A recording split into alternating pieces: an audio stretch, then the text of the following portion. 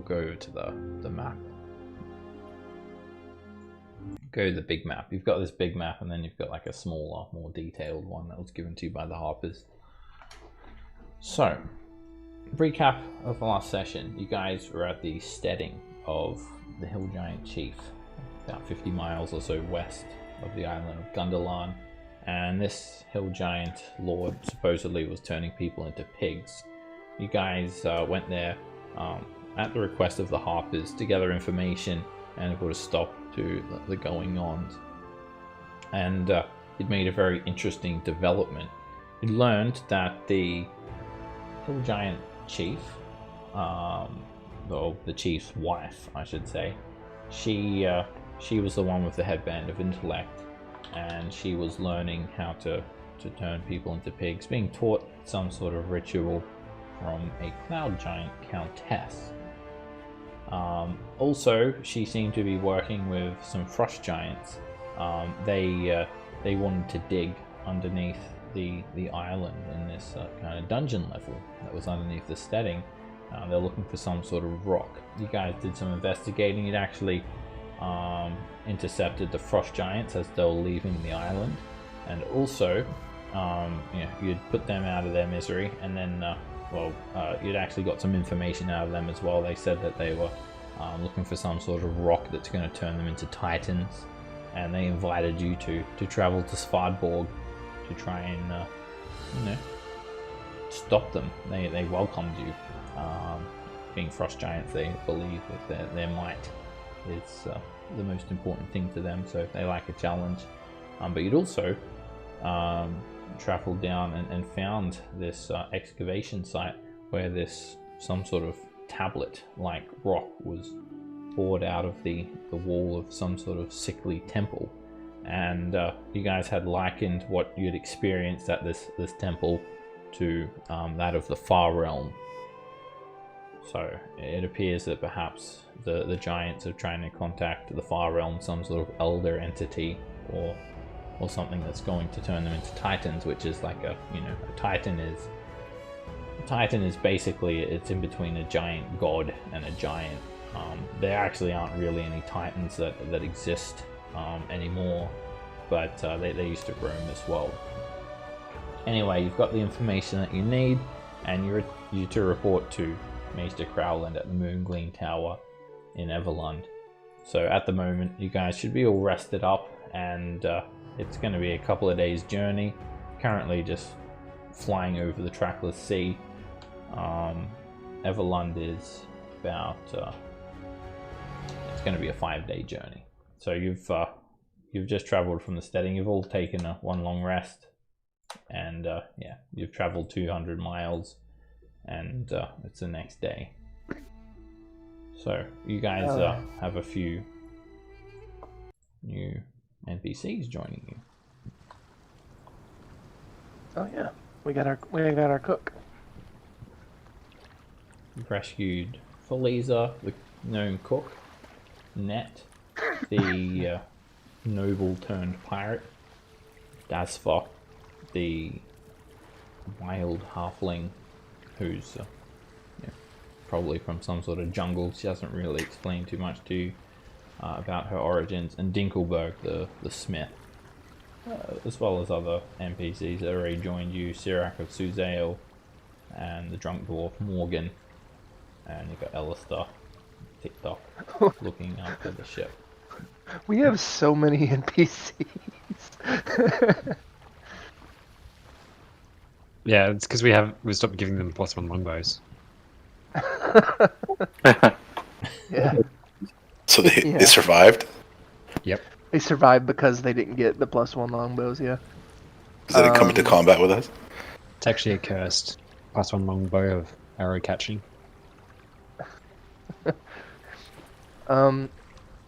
During our long rest, could we take a look at the pennant that we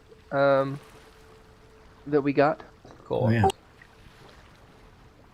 The Pennant of the Vindrune is what it's called. You identify it. It seems to just billow in the wind of its own accord. It's a very rare magic item that requires attunement. It's crafted from silk. It's 5 feet long. whips about as if buffeted by a wind. The Vind, aka Wind Rune, appears on its surface, looking almost like a cloud. The pendant has the following properties, which work only while it's on your person. Wind Step. As an action, you can fly up to 20 feet, and if you don't land at the end of the flight, you fall, unless you have another means of staying aloft. Comforting Wind. Can't suffocate. Wind's Grasp. As a reaction, when you fall, you can cause yourself to take no damage from the fall every short rest or long rest. So you get a little burst of wind that stops, blankets your fall. Wind Walker. While you're attuned to the rune, you can cast Levitate as a bonus action once per rest. And then, as you can do with all giant runes, you can transfer the magic to a non-magical item. This one's either a suit of armor, a pair of boots, or a cloak. By tracing the Vind rune there with your finger, you transfer the magic. It takes 8 hours, and it appears in silver on the chosen item. This gains a benefit on its form. For armor, it becomes an uncommon magic item that requires attunement. Gives you a bonus to your speed of 5 feet, and if it normally gave you disadvantage on stealth checks, it doesn't anymore. And then, because I know how much you guys like to stealth a lot. It's our specialty, really. Yep. Ren runs in doing a reckless stealth check. With a plus He 10. stealths recklessly, and then if you do it to a boots or a cloak, it's a rare magic item. It requires attunement, and you can convert up to 20 feet of your movement on each turn into flight. So you get like a little bit of a pseudo flight from that, pseudo flying speed, and you can also do feather fall once from the item every rest. So it's pretty good. I'm kind of interested in turning that into a cape for my adamantine armor. I was I have, about to like, say, cloak? I kind of, Yeah. I kind of feel like, Yeah. putting it on an item Yeah. probably better than Yeah. Yeah, it looks like better. it. the boots or the cloak, anyway. Well, not being able to suffocate is kind of useful. But That's come in handy. Yeah, especially if we end up in the water. There's 4 Or magic. Also- drown, not suffocate. the wind's grasp, we can just like jump off the thing. You can just jump like 10 miles. And then Yep. just land softly to the ground. Yeah. That'd be pretty awesome. That Go is pretty awesome. skydiving. And then like when you're like halfway down, you forgot that you didn't attune to it. Yep. I mean, Yeah. yeah, that would be a problem. Like someone calls after you like, oh, did you attune to it? And you're like, attunement? Question mark. And you're already like falling. Oh, let's go get him, son of a bitch. Get the revenge At least- ready. At least you won't suffocate on the way down. Yeah. It'd also be useful for Norin, for like if he's actually going to be flying on the Griffin. Reaction, like either the boots or cloak, just as the pennant. If you wanted to have featherfall yourself. I'm not too worried about it. Yep. It takes a whole lot to get me off my Griffin. I have advantage. I'm not Oh yeah, being pushed off and stuff. So, somebody else would like it, because I definitely want the javelin of lightning. yeah. if it wasn't super obvious. Ah, What other Man, was there other items or those? There's 4 There's items to be four. distributed. Ring of Oh. Divine Shielding, the pennant, a Javelin of Lightning, and the best item of all, a Warhammer that says, "Here's a kiss for your runt," if it's picked up by a dwarf. how loud does it say it? Pretty loud. It yells it. So I can prank people by just like bring it around and then pick it up. Pick it up. Yeah, that can't go to anybody but a dwarf, so Yeah. I am low. How much does it weigh? Because like I probably can't carry it with my other stuff. You do realize there's like storage areas on this ship. Speaking Store of that, all the stuff actually, you don't need. Yeah, but I need most of my stuff. I've got like I need my mason's tools. Do you? Yes. They've Yeah, 'cause been those useful have at least come in once. handy so many times. At least once. remember that time you were fighting that giant lord and then they cowered in the side of your mason's tool? Exactly.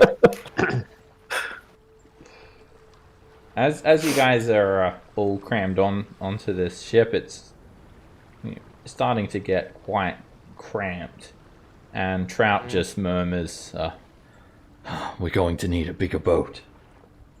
Oh. Yeah. We do need to start dropping some people off, I think. Like, Well, we have a lot Like just of... off the side. No, not like that, but... I was going to say we could ask them how long it takes them to attune to a pennant. We should go to our tower at some point. These Yeah, people we can probably... working there. We can drop our dwarf buddies off at the tower. You guys have got a citadel that's being built for you guys as well. It's going to be ready in a couple of months or something too.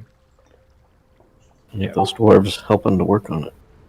They're pretty handy with stonework. You could drop them off there. You've heard that dwarves are something about stone and dwarves anyway. As long as they have mason's tools.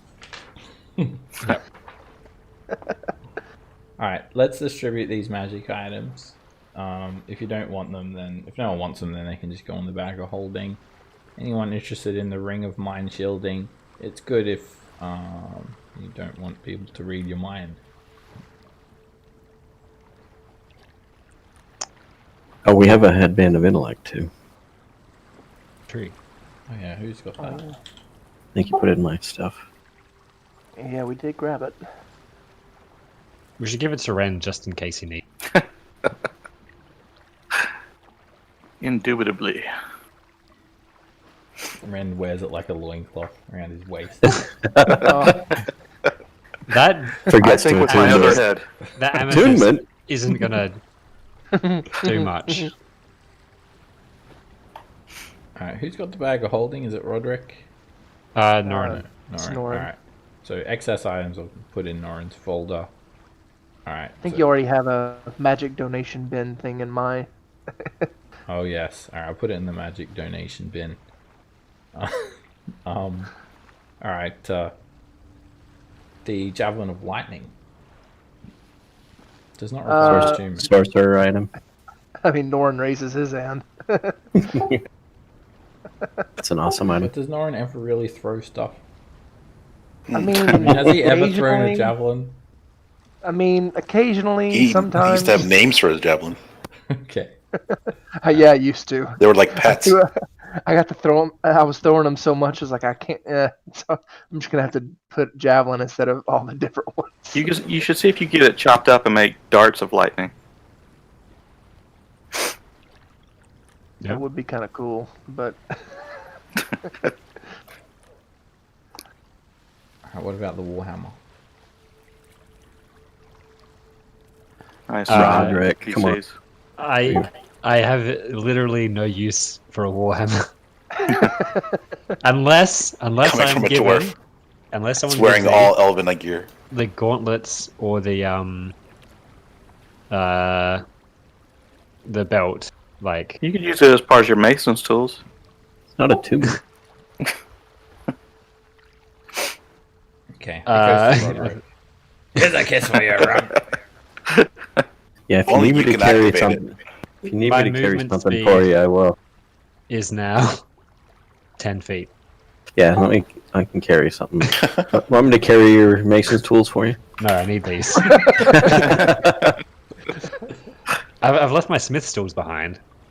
They're on the Is it ship. because of your armor? Is that why you're encumbered? Yes. The armor weighs 65, which is more than half my carrying capacity. And it's also the Using fact that that armor, doesn't that reduce your movement speed if you don't have enough no, strength? if you're a dwarf, it doesn't. Oh, that's right.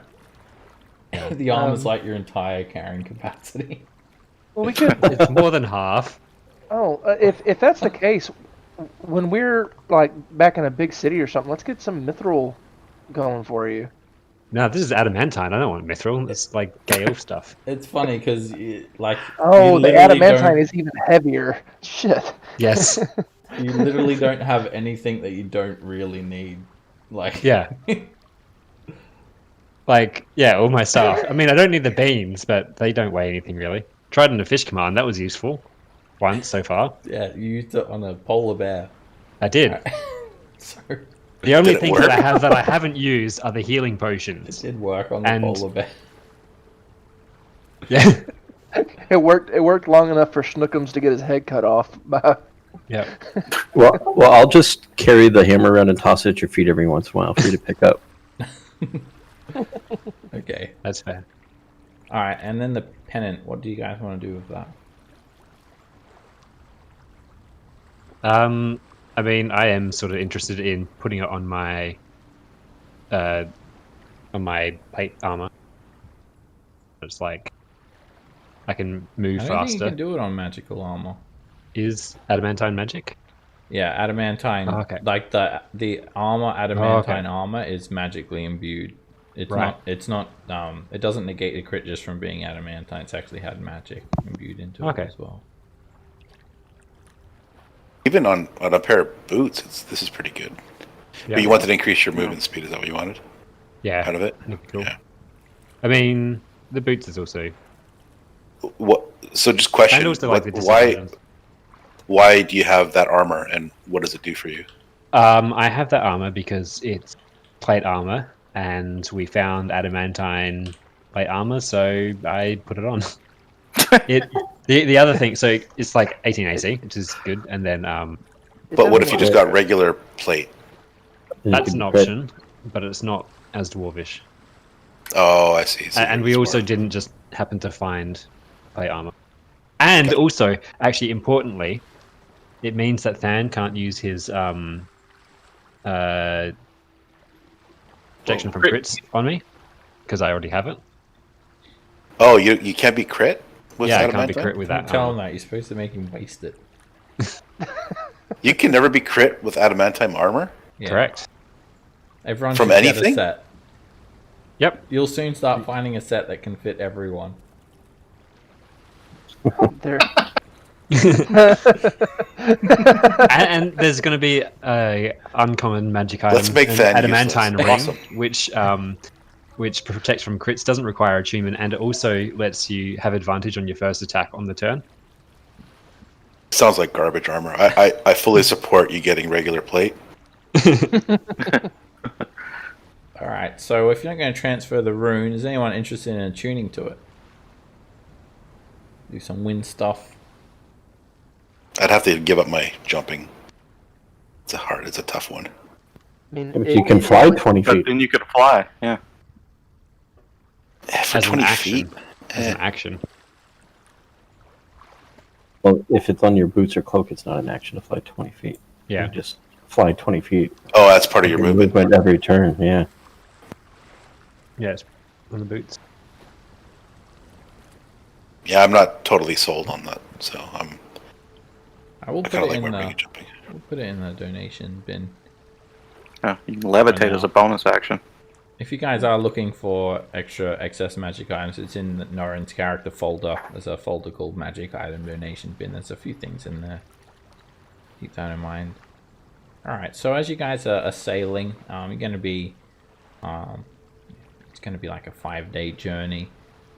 Did anyone want to do anything during this time? Want to say anything? Maybe discuss what the next course of action is, but that might change depending on what the Harpers have to tell you. We should take out the frost giants since they're raiding and kidnapping all the people. Yeah, that's Finishing the hill giants. Yeah. yeah. Did we know Did the fat bitch die? where the who joined? Oh yeah, we might find a way to. Well, the people that were turned into pigs, they're pretty much screwed because they're on an island full of orcs. I think they were all eaten by this point. Well, last I saw, there was some alive, but by this point, There yeah. was no way of we didn't find out if it's reversible, right? No, we didn't. You'd have to find this cloud The giant cloud Oh, giant. countess. Yeah. To figure That one out. that. Yeah. So we have 3 targets really. The cloud. Well, I mean, we have more than 3, but like the 3 that were connected to this one, the cloud giantess, somewhere. The There were 2 jarls involved. I wrote the names down somewhere. I don't know where I put the piece of paper though. Oh, I The think jarl that's in Svardborg, and then another jarl that he was working with. Torvald, I think, right? Is the Jarl of Svarvold. Yeah, Storvold from Svardborg, and then there's another Okay. frost giant. He's working with Grugnor. Yeah, there's another one that they said that was working. Jarl Grugnor. Yeah, can't remember where they said that. I'm not confident on my spelling of any of that. And There was the a fire King giant. Snurl. Yeah, the fire giant, whom apparently they gave the stone to. Yeah, I think that would be King Snurl. Yeah.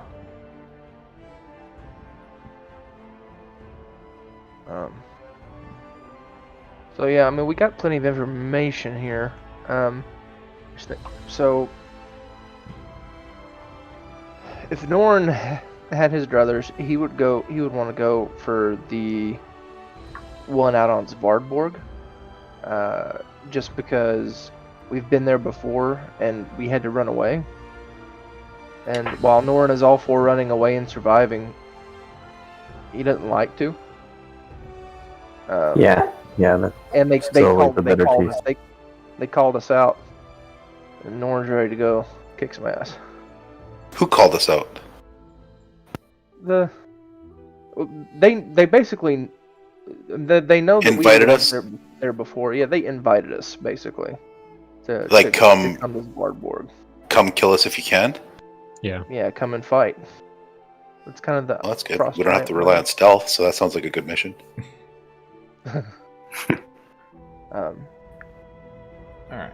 There's a little bit of brainstorming. What the Can we get Harpers the long have to rest say icon? might also change what you have to say. You need the long rest button? Yes, please. Yeah, let me grab that. Lily will spend part of the trip back refreshing her contingency spell. Okay. Where is it? There we go. What's a long rest button called? I think it's called long rest.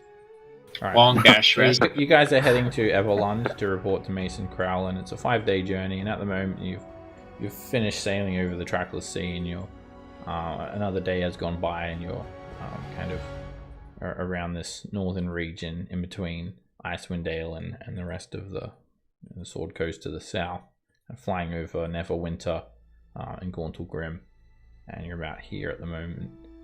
I'll get the map up so you can take that, click your token to get the long rest button. So you're all rested up as well, you get all your hit dice back and stuff like that. Lily, you want to scribe some spells? Yeah, you've got 16 hours so far that you can use to scribe spells. Okay. So 16 levels worth of spells basically, and 50 GP per level. Just let me know how much money to take off. You got it. I'll start figuring that out. As you guys are flying over this region, you actually have an encounter. I shoot it. Is this the first Shoot my day or the mouth second day? This is the second day. Oh, this will be the day number 3 ish. Okay, so you're flying above some hilly regions. You can kind of see the big scar in the Neverwinter woods to the south. You see the giant spurs jutting up from the spine of the world of Icewind Dale to the north, an icy breeze washes by you all, and all of a sudden a red dragon, a fully grown adult red dragon, comes swooping out of the clouds at you guys. Okay. And flies right up to the ship. Take a look. Hail! Take a look Hail, at this friend. thing. And, Hail, friend. It's not It's not cloud. cloth. oh no, I think cloth would be this is a bigger. baby compared to Claw. This dragon's presence is actually betrayed by the smell of sulfur and pumice before you even see it. You kind of get a little whiff of this fiery, kind of earthy smell in the air before you actually see it. It flies in. It's got horns that are swept back, a spinal frill defining its silhouette. It has a big snout, and it washes over the deck of the ship with a big cloud of black smoke. Its eyes look kind of calm, just these two little swirling molten orbs in its sockets, and it has like these little burnt blackish bluish tinges to the end tips of its wings, as if its wings have been burnt like fire, but has a bit of a metallic sheen like metal, and its scales are pretty dull looking, a bit of a deep red color, not as shiny as it looks on the artwork, more of a maroon color. So it's pretty ferocious, and it just happens upon you all. It seems to have found you, know where to find you all, and it has a message. It says, "Cloth sends his regards," and it opens up its mouth, and fire starts to spew out of its mouth. It just comes up to strafe the entire ship with its breath Alrighty then. weapon. Someone's wishing they could fly.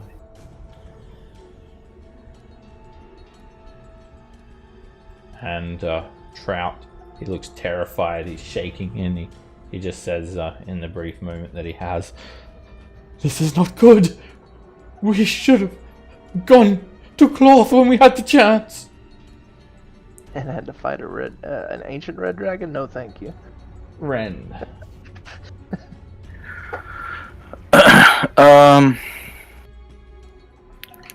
I will. Let's see here. Move right here, and I'm gonna use a charge from the Ring of the Ram to attack him. Nice. So That hits. It's a fun item, Ren. and then he's pushed back 5 feet. Alright, you point the ring, and a little blast of invisible energy slams into the dragon. It breaks off a couple of small scales and knocks it back slightly. And I'll move out of other people's way. The dragon is going to just look around. Doesn't take any legendary action yet. Lily. Let's see. This doesn't have to be hostile, and I'm gonna try really hard to slow him down. I mean, I think we're well past hostile. I know. How slow on the dragon? 17. Oh no, I'm 18 now. Alright, the dragon will dismiss that. He succeeds. Okay. Your puny little spells will not affect me, fool. I'm going to take cover below decks for half of a round. Okay. It costs you. I guess I'll blade sing to get my movement up to 40 feet, and then I'll run down below. Okay. It costs you 15 feet to get there, Lily. You're below deck, and you can go around the corner. 20, 25, 30. Wherever you need to go. Okay, let's see. It says 30. Okay. Thomas. Oh, okay. Well, I'm going to step up here, reach out to either side of me, touching Rend and Nara, and say, "Fly!" and cast fly at 5th level to get all 3 of us. Nice. Alright, let's roll on the Wild Magic Surge table. Let's spice this up a little bit. Boy. Get a bit of juiciness involved.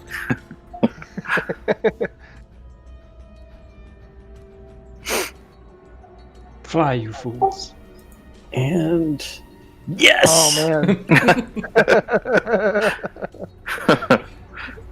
Morgan, the dwarf, just looks at you, Thomas, and he just whispers some prayers to his 7 dwarven gods. "Oh, I'm so sorry. Such sad news," he says. I could take you under the table, you lightweight. And then I'm gonna fly straight up 50 feet. I think you're missing a couple of hit points there too, Thomas. You won't be able to fly straight up because there's a big balloon overhead. Ah, okay, then I'll Sky is- fly, Just bounces fly off of this way and up 50 feet. How's that? And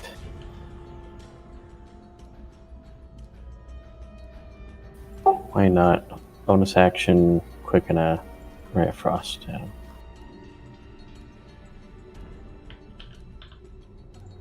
That hits. The icy beam hits the dragon's wing and covers it in ice, slowing it down by 10 feet.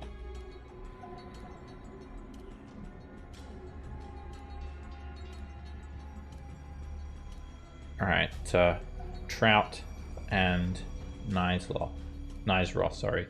They're both going to dodge. They're focusing on maneuvering the ship.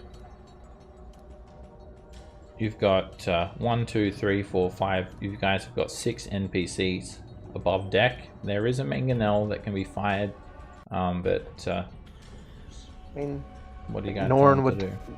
I think Norn would yell at them to get below decks. Okay, I mean, Probably. they'll do that. I mean, Run it's. below deck. Daspa says. She does a fly I mean, kick I imagine- downstairs.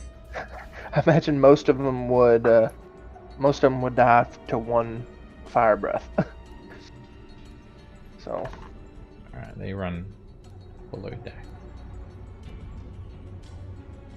The cultists, yeah, they seem absolutely terrified, and Nizroth's actually praying to the dragon. Forgive us! Forgive us!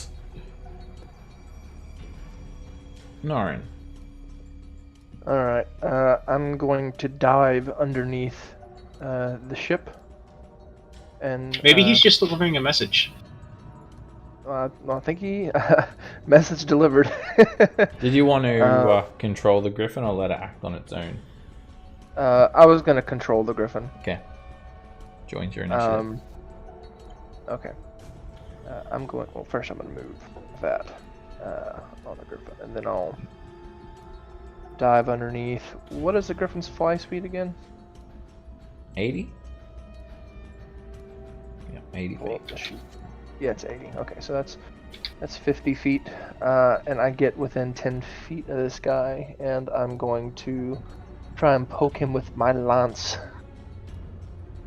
There's one. The lance bounces straight off the dragon. It's like hitting a brick wall. There's a shit roll. Again. That hits.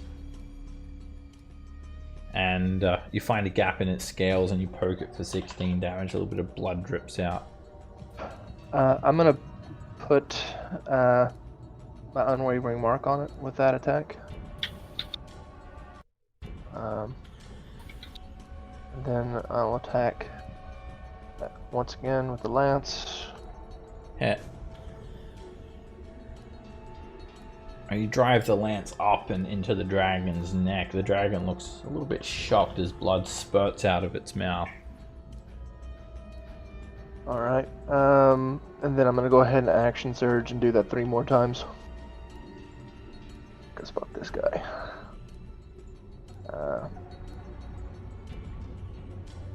Hit. You swoop around and stab the dragon again. They're small injuries, but they're starting to add up a little bit. And 2. Hit. Man, I wish I had advantage. You drive the lance into it again. More Yeah, scales bang. fly off and they get whipped away by the wind as this flicking line of blood trails you guys through the air as you're tumbling around as well. And That hits. The griffin beats its wings and gets you a little bit of momentum.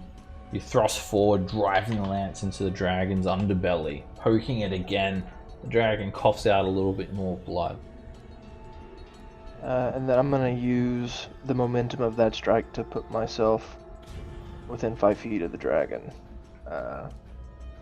And that is my turn. At the end of your turn, the dragon's mighty tail comes flicking around at you, Norin. Okay. It slams into you for 13 bludgeoning damage. Dan. I'm going to cast Bless at 2, 3, 5th level, I think. Yeah. 5th level. Yeah. I'll cast Bless at to get. It's 3 people at 1st 3. level. How many people? Just trying to level- get? Oh, third level. Sorry. At 3rd level. My bad. And I'll put Bless on Norin, Nara, Rend, Roderick, and myself. Okay. Nice. Your Norin yell. Thank you, Than. And I'm going to move up to here. And would I be able to swing this weapon around towards the dragon if I wanted to, or no? The mangonel can be, fired in any direction, but it takes several people to... Oh, it's not just by myself. Okay. All right. Yeah. Well, I think it's like All right. 3 actions to load it and 2 to aim it or something. okay. Then I will end my turn there. Nara. Can you hear me? Yeah. My mic's being squirrely tonight. Nara's gonna call on Tyr and cast Divine Favor bonus action.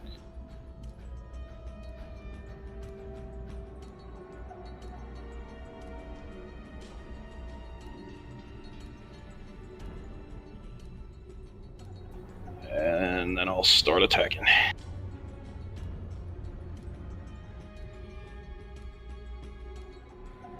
$16 is a miss. The blade bounces off the dragon. Again, you strike the blade across the dragon and its scales are as hard as steel. Coming for a 3rd attack, and this time the blade goes in between its scales. That's a hit. You slice Someone into forgot. it. A bit of radiant energy burns into the dragon as well, and the dragon starts to look a little bit beat up now. Roderick. I'm going to cast Hunter's Mark on it. If we can No, do right. that Hunter's Hunter's Mark has Hunter's Mark. on the dragon. That.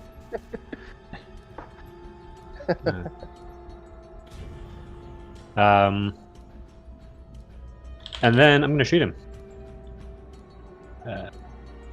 Here. And I'll put a menacing attack on that. Alright, you put an arrow into the dragon. 16 damage. The dragon coughs up more blood and starts to waver slightly. You do a menacing attack. And it doesn't get frightened. Takes an extra 1 damage. Dragon's bloodied. So I do it again. Oh, It's a mess. The wind from cruising through the air just sets your arrow on a course that misses the dragon. but they never expect dread ambush. And that hits. The arrow slams into the dragon, explosion of force, cracks some dragon scales. Let's see if we can scare him again. Another menacing attack, but the dragon's not getting deterred. And then I will action surge and do it all again.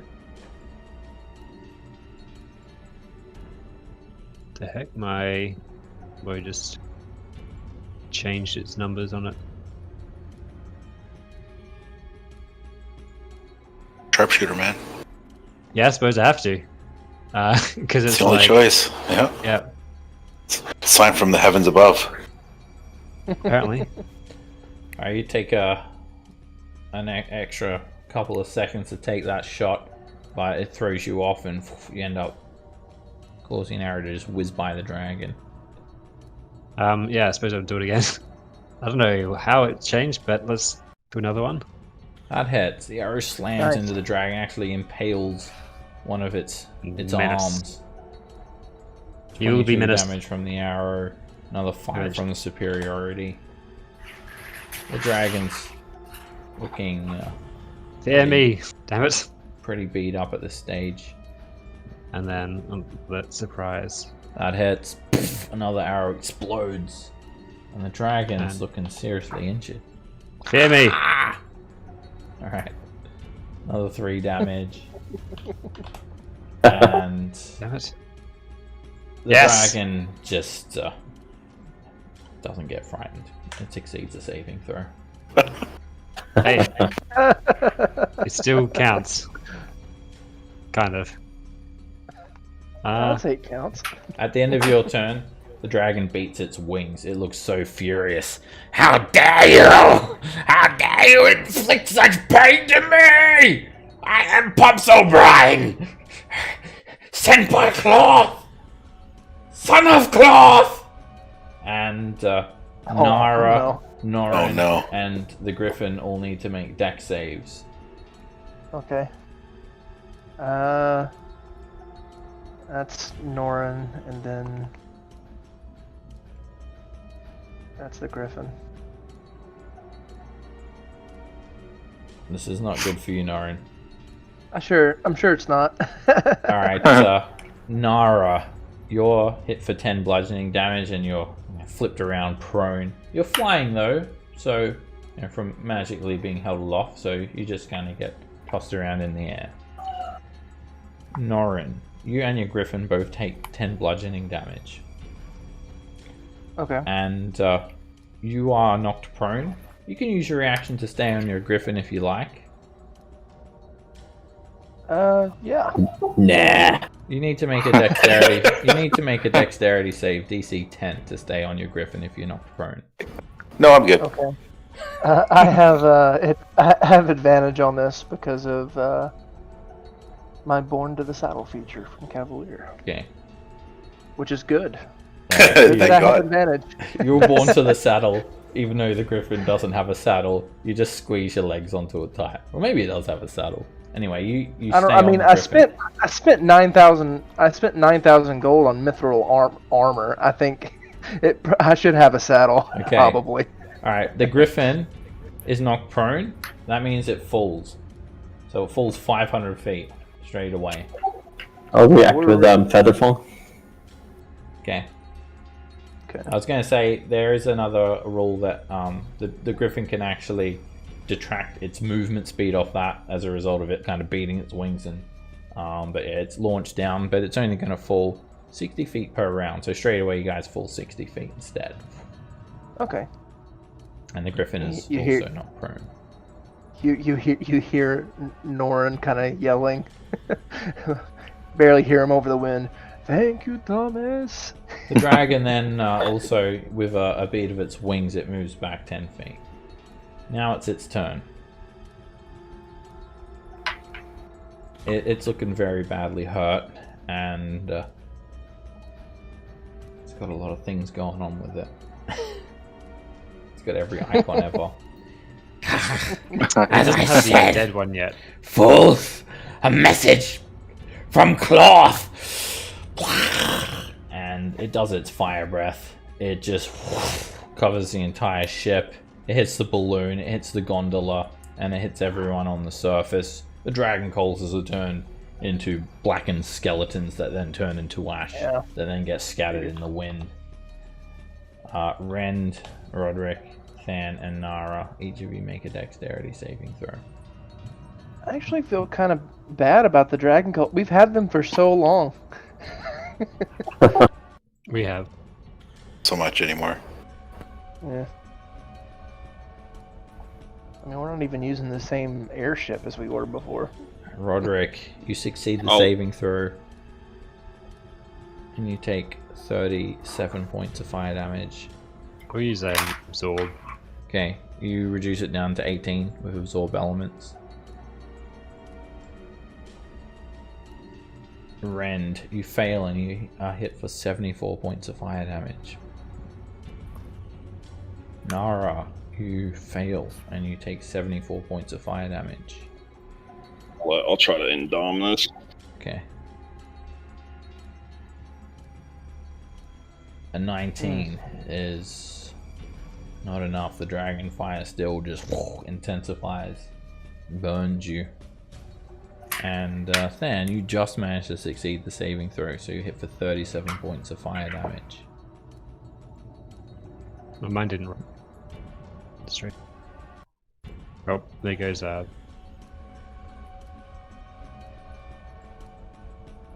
Alright, Bless goes down, Hunter's Mark goes down, and your Divine Favor goes down. Alright. The gondola is hit hard, 74 fire damage. It doesn't actually cause a ton of damage, because the gondola has 250 hit points. The balloon is has been reinforced, so it is just hanging on. I think the balloon, we said it had double, so I mean it has 100. You know, you guys got the upgraded ship, but that takes out a lot of the balloon. Have to dock for repairs. Yeah, if we make it. Yeah. Alright, yeah, the cultists are just incinerated, and the dragon's breathing heavily.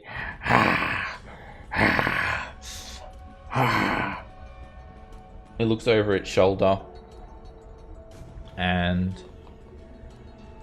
it's going to start to fly away. Oh, hell no. It flies has up its- 70 feet and provokes an opportunity attack from Nara. 16 is a miss as you're prone, you're getting thrown through the air sideways. And, oh yeah, the shield dwarf atop the balloon is incinerated too. That would have hit over the 60-foot cone. Oh. We didn't even know her name. She yells out, "Incoming dragon!" And then you just see a burning corpse fly off the balloon. Okay, yeah, she is pretty incompetent. She should have seen that thing a long time before it got to us. It's best not to name these people so we don't get attached. Yeah. They've all got red shirts on. Exactly. Yeah, actually, when the dragon flew up, the sun kind of reflected the dragon's scales and it made all the NPCs glow red. That's why Norn yelled at the others to get below that. Rend. So am I able to dash with the fly spell? Yep, that'll give you 120 feet. Nice. Okay.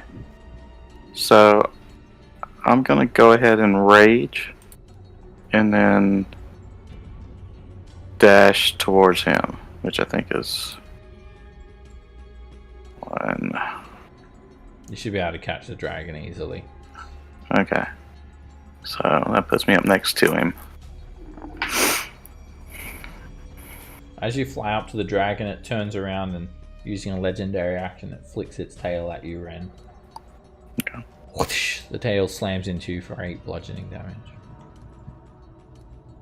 Lily. Okay, I'm gonna run back up to the deck. 5, 15, 25, 30, 35 feet gets you above. 35 to there. Yeah, after you have to push through all the NPCs that are running down. Alright, one more step. That's out of movement. I'm gonna throw out Bigby's hand.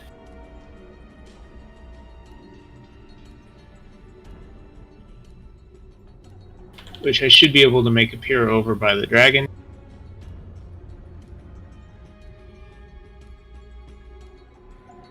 And let's roll the dice. I'm gonna try to grapple him. He's just one size bigger, right? Yeah, it's one size bigger than large. Okay, I'm gonna make an attempt to grapple him. Alright, strength is it what, +8? Yeah, so there's a d20 plus 8 right there. The big hand flies out, attempts to wrap around the dragon. It grabs the dragon tries to pull away. But the hand grabs the dragon, and it's grappled. Alright. Excellent. Its movement speed is reduced to 0. So, Nice. it's, not able to get away anymore. The hand's just holding onto it in the air. Okay, I'm very happy about that. I think that's my whole turn. Alright, it's gonna flick its tail at Bigby's hand, trying to escape. It hits the I hand definitely hit. for 12 points of damage. I don't have access to this one, so you'll have to do that. Oh yeah, I'll fix that. You can control it now. Thank you.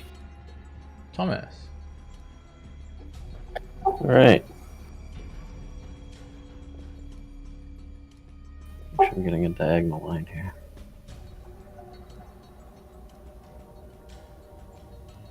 It's a straight diagonal, right? Yeah.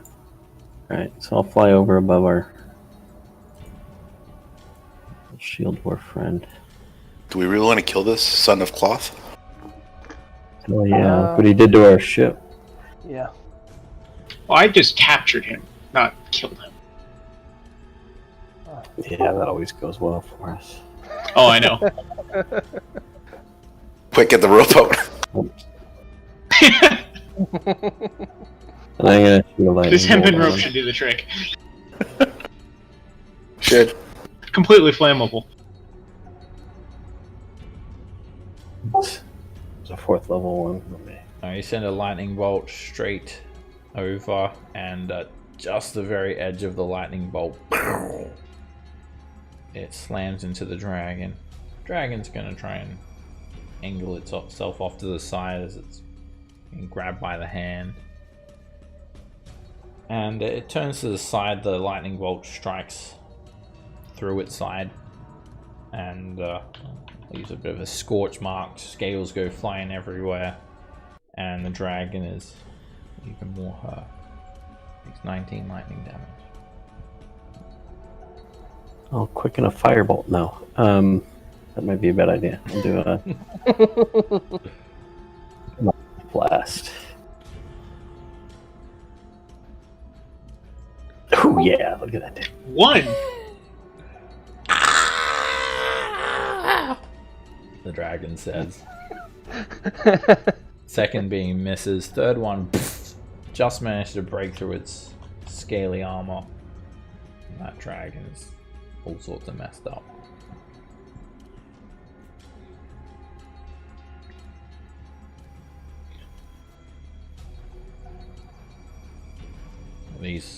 As you're flying back there, this ash flies by you, Thomas, like a little blanket of ash.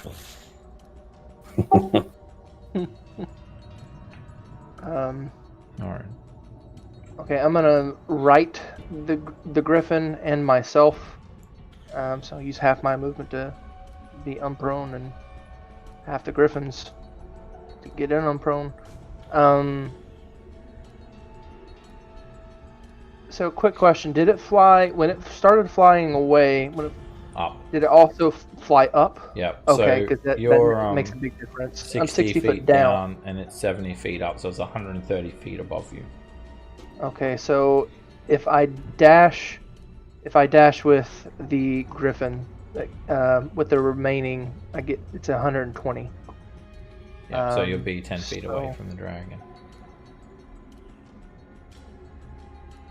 Oh. There'll be 2 empty spaces, or I'll be 10 foot, like within lance range. You'll be within lance range. Okay, I'll reposition myself on the griffin,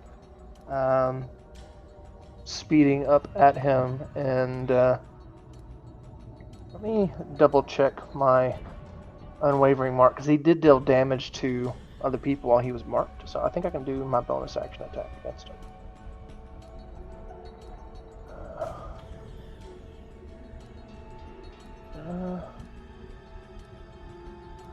Yep, I can do that. So that's what I'm gonna do. I'm gonna start with the bonus action attack, which has advantage, and a little extra damage. All right, you quickly right the griffin. You zoom up towards the dragon. You gain some ground, and you slam straight into it with a 23. Pierce into the dragon. It kind of almost stops you from the force of the lance slamming into the dragon's neck. You actually impale it, and more fire and blood just spurts out everywhere in these like, wavy lines. Alright, and then I will use my regular action here to start attacking with the lance still. So, here's one. Yes. Here's 2. Hit. I already applied the unwavering mark with this one. Are you the big beast's hand swinging the dragon around, got it by the neck, and you thrust forward with the lance. The big beast's hand slams the dragon towards you, and all this blood just starts to spurt out everywhere as the dragon loses all the fire from its eyes. Its wings start to flap down limp along its side, and the dragon's neck tilts and his head just tilts downwards. Dead. Alright, let's cut a horn off while we're here. While the big beast's hand is still going. Take an opportunity attack as he falls. Big B's hand's grabbing it. That's awesome. So I can come over and hit it. You could hold it and then fly by cloth and veil and drop the dragon off or something. So I got a present for you. So I'm gonna fly back. Damn, what a power move. if we did that. It'd be a stupid move, is what it would be. Oh yeah, it'd be really stupid for sure. Let's do it. 'Cause we did just Okay. be par for the course for us, I think. Let's fly back. Let's tune to the headband of intellect. Oh, I guess we need to get what's the gnome's name again? We're gonna have to get him up here to fly the ship, I think. And if we're Yeah, still let's do too a couple. out, we should have him teach us on the way. Yeah. We can just get the ship to attune to the pennant.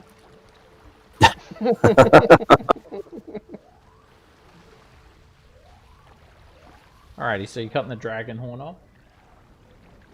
Yeah, we might as well. We'll get a collection going. We have one from an ancient blue dragon. Let's get one from an adult red. Alrighty. You can butcher the dragon, add that to your inventory. It's an adult red dragon.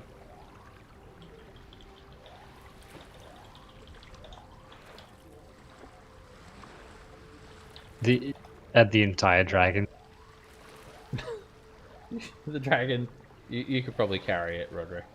I'm sure you can Yeah. carry it. Add it to your inventory. Make some new armor. Weighs 3.6 I pounds, mean, I right? guess we let's just get what we, like you said, butcher it and just get what we can, and then throw what's left overboard. Yeah, right above the whatever populated area we're at. Exactly. Look at that. We're straight out of a Farbirder's field. You should throw Drop some it off. frost giants just to flex on them. Yeah, right there on Svarvarg or whatever it's called. The scales won't have any great value because they're often shedding scales and whatnot. Maybe of an ancient dragon, because you'd have to get quite close to them. But you could use them for like spell components and things like that. Alright, so what do you guys want to do with the body? I think we should plant it in the frost giant territory, so that way it looks like the frost giants killed him. What are we flying over at the moment? Can we see Some hills. kind of what's below us? Yeah, hills, just like a hilly region. Probably a few hill giants and ogres and things like that living there. Maybe some orcs, a few gnolls or something like that. Oh, okay. So, Yeah, drop him over. I am. yeah, I mean, there's no reason to keep him on board unless, I don't know, is dragon meat good? Probably not. Probably very tough. Pretty I muscular. try to avoid eating things that talk to me. Spicy. But isn't that everything then? Because you're talking to the pigs, remember? Yeah, that was different. That's bacon. Nara does bring up a Bacon good doesn't point. count. Let's. Oh, I think we already have a dragon head hanging off the front of our ship. We can upgrade it. It was a green dragon. We can Just add it to the back. collect more. Yeah.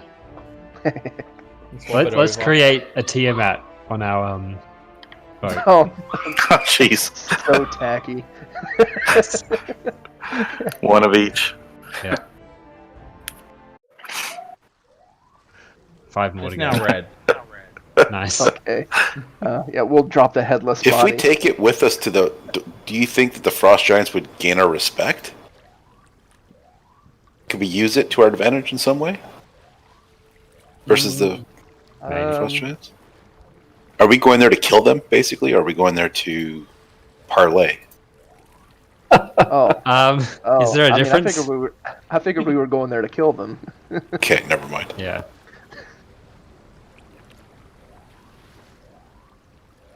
Okay, so I mean, you we just can- want to we drop can the try body off? talking. I don't see any reason to Suppose keep so. it. I feel like... I think it's just like a mistake, that's all. Yeah, that's fine. We never make those. Drop the body off. It falls down somewhere into the hills. Alistair comes up to steer the ship. He says that he can take control. He also notes that the dragon cultists are gone, and he says, I very much appreciate you putting me in control of steering the ship. But what happened to Trelton? Did they go with the dragon? Yeah, they went to a better place with the dragon. The dragon cultists. The dragon and the cultists are no longer with us. Make a deception check, Roderick. He just looks Perception down at check, the, you say? Deception. He, Perception. he Perception looks with down a at D. the. He looks down at the burn marks on where they were. Roulettes and bird Scorched cultists. boots. Yeah. He nods and says, "Oh, that's good.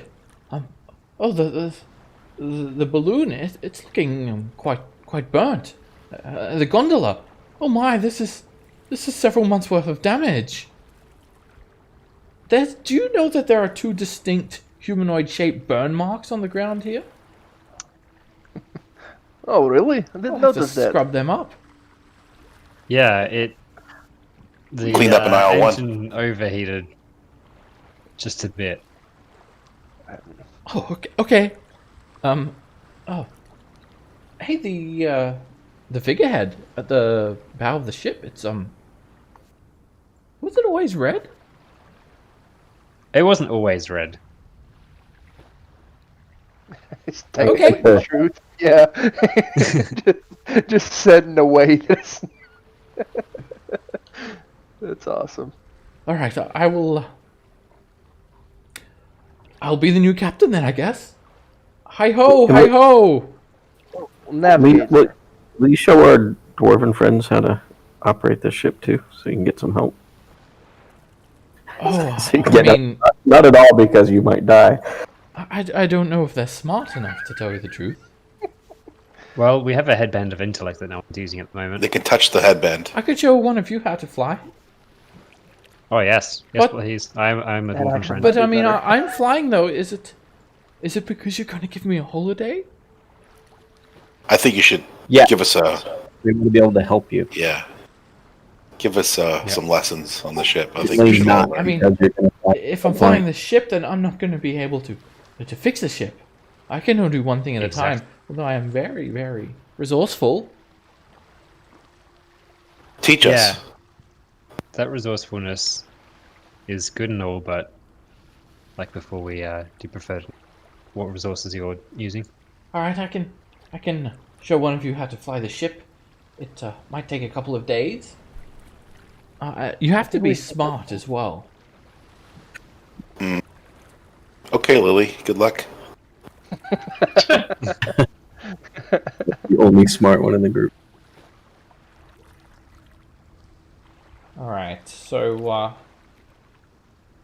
you need to spend an entire day trying to learn how to fly. You have to watch what Alistair does, so it'll take up your day of scribing scrolls. All right, we're day 3, so you're 2 days out from Everlund, so you can spend the rest of the day trying to learn enough about the ship's operation to take take the helm and navigate with it and fly with it and whatnot. And you can make an intelligence check, Lily, for your full day of learning. You guys can Alright. also take a long rest as well. You don't have any more trouble, and you move another 200 miles close to Moongleam Tower. You'll be there by the next day. Alright, so Alistair shows you how to fly it, and it's a lot more complicated than it looks. There are a lot of things that you need to keep in mind. However, you have no problem absorbing all that information within it one day, and yeah, you're able to figure out how to fly it. You do need two crew members to fly it as well. So Alistair will be using TikTok to fly it. So you're probably going to want someone else to fly it if you're worrying. If you're worried that Alistair, because I mean Alistair comes up from above deck, and he's like, "Oh, look at my new shirt. It's my favorite." And it's like this bright red shirt that he's got Oh on. no. Oh, good. It matches the figurehead. But no, yeah, you will need, you need 2 people. That's why they're the 2 cultists still to fly it. So, but you've got 3 people that can fly it now: TikTok, Alistair, and Lily.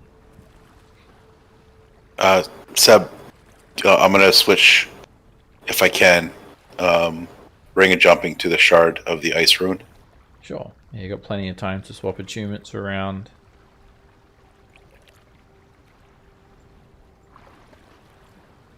I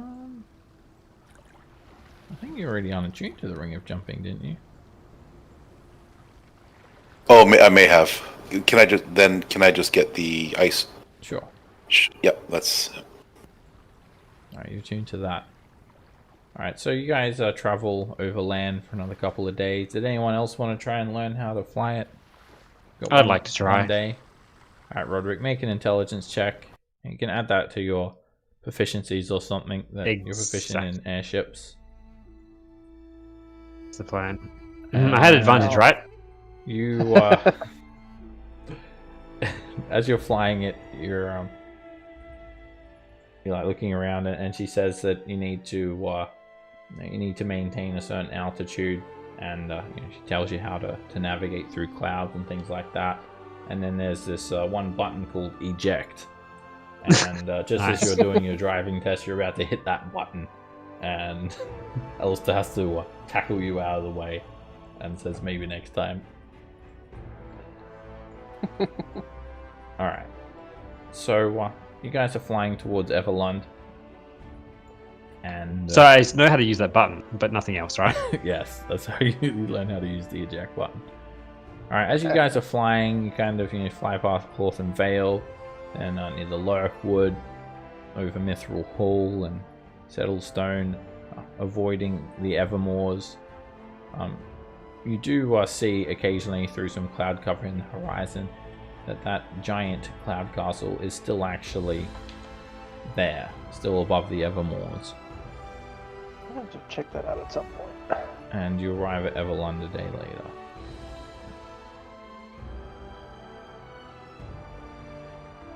Right, when you get to Everlund, the airship can be docked in the river, because this ship can be used as an actual sailing ship as well. There is a small tax that you'll need to pay, 10 gold pieces per day. That's fine. Which is actually a really high tax, but that gets you your ship looked after. Alright, you guys dock down there, and this is Everlund. You dock quite close to the Moongleam Tower, which is over here, and this is where you actually meet with Maester Crowan Valharrow. This is a guy that Lily was meeting with when Noel wasn't here one week. He was giving Lily some information, these maps about giants, and put you guys through this test of seeing how you'll gather information for the Harpers. Alright, so you head over to Drav's bar and you drink this special magical concoction. You drink that down and that actually teleports you into the Moongleam Tower. So that's where you guys are now. We'll skip ahead to there. Let me put you guys on the Moongleam Tower map. I'll give you guys a little bit of a rundown of Everlund as well, because it's been a very long time since you've been here. And Lily, you've got another 8 hours as well to copy spells if you really want. Okay. That week I missed was the week when everybody was spending their downtime, and I had wanted to just make a few scrolls of that I already had access to. Some dispel magic scrolls. So if I didn't use my time then for that, maybe I could just have used my time on the boat now for it instead. Yeah, you can scribe scrolls. Let's see how much that costs. You have 24 hours. Dispel Magic's 3rd level, so take a look how much that is. Scribing and spell scroll, it's in there somewhere. I'll just look it up. Yeah, we don't have to do it right now if you don't want. If you want the scrolls now, then you need to do it now. A 3rd level scroll takes 5 days. So you've only got you've got 5 days, but you spend a day. Yeah, you haven't had enough time. So I don't have enough. No. You spend okay, a day I won't worry learning about how to do the ship. You could do 2nd level scroll. You can work on it. You will need an extra day to do 1 scroll of Dispel Magic. So if you want, you could have started working on that, and then by the next day you can have 1 if you like. It costs 500 gold pieces to do that. But that's up to you, so what do you decide? Okay. I think I'm just going to scribe one of these spells into my spell book then. Sure. You've got 24 hours worth of downtime to do that on the journey over. Okay, thank you. Oh, sorry. 8/16. Yeah, 24. 3 days. 8 hours per day. So 24 hours of spell scribing. Alright, so the Moongleam Tower in Everlund. So first I'll just reiterate the information about Everlund.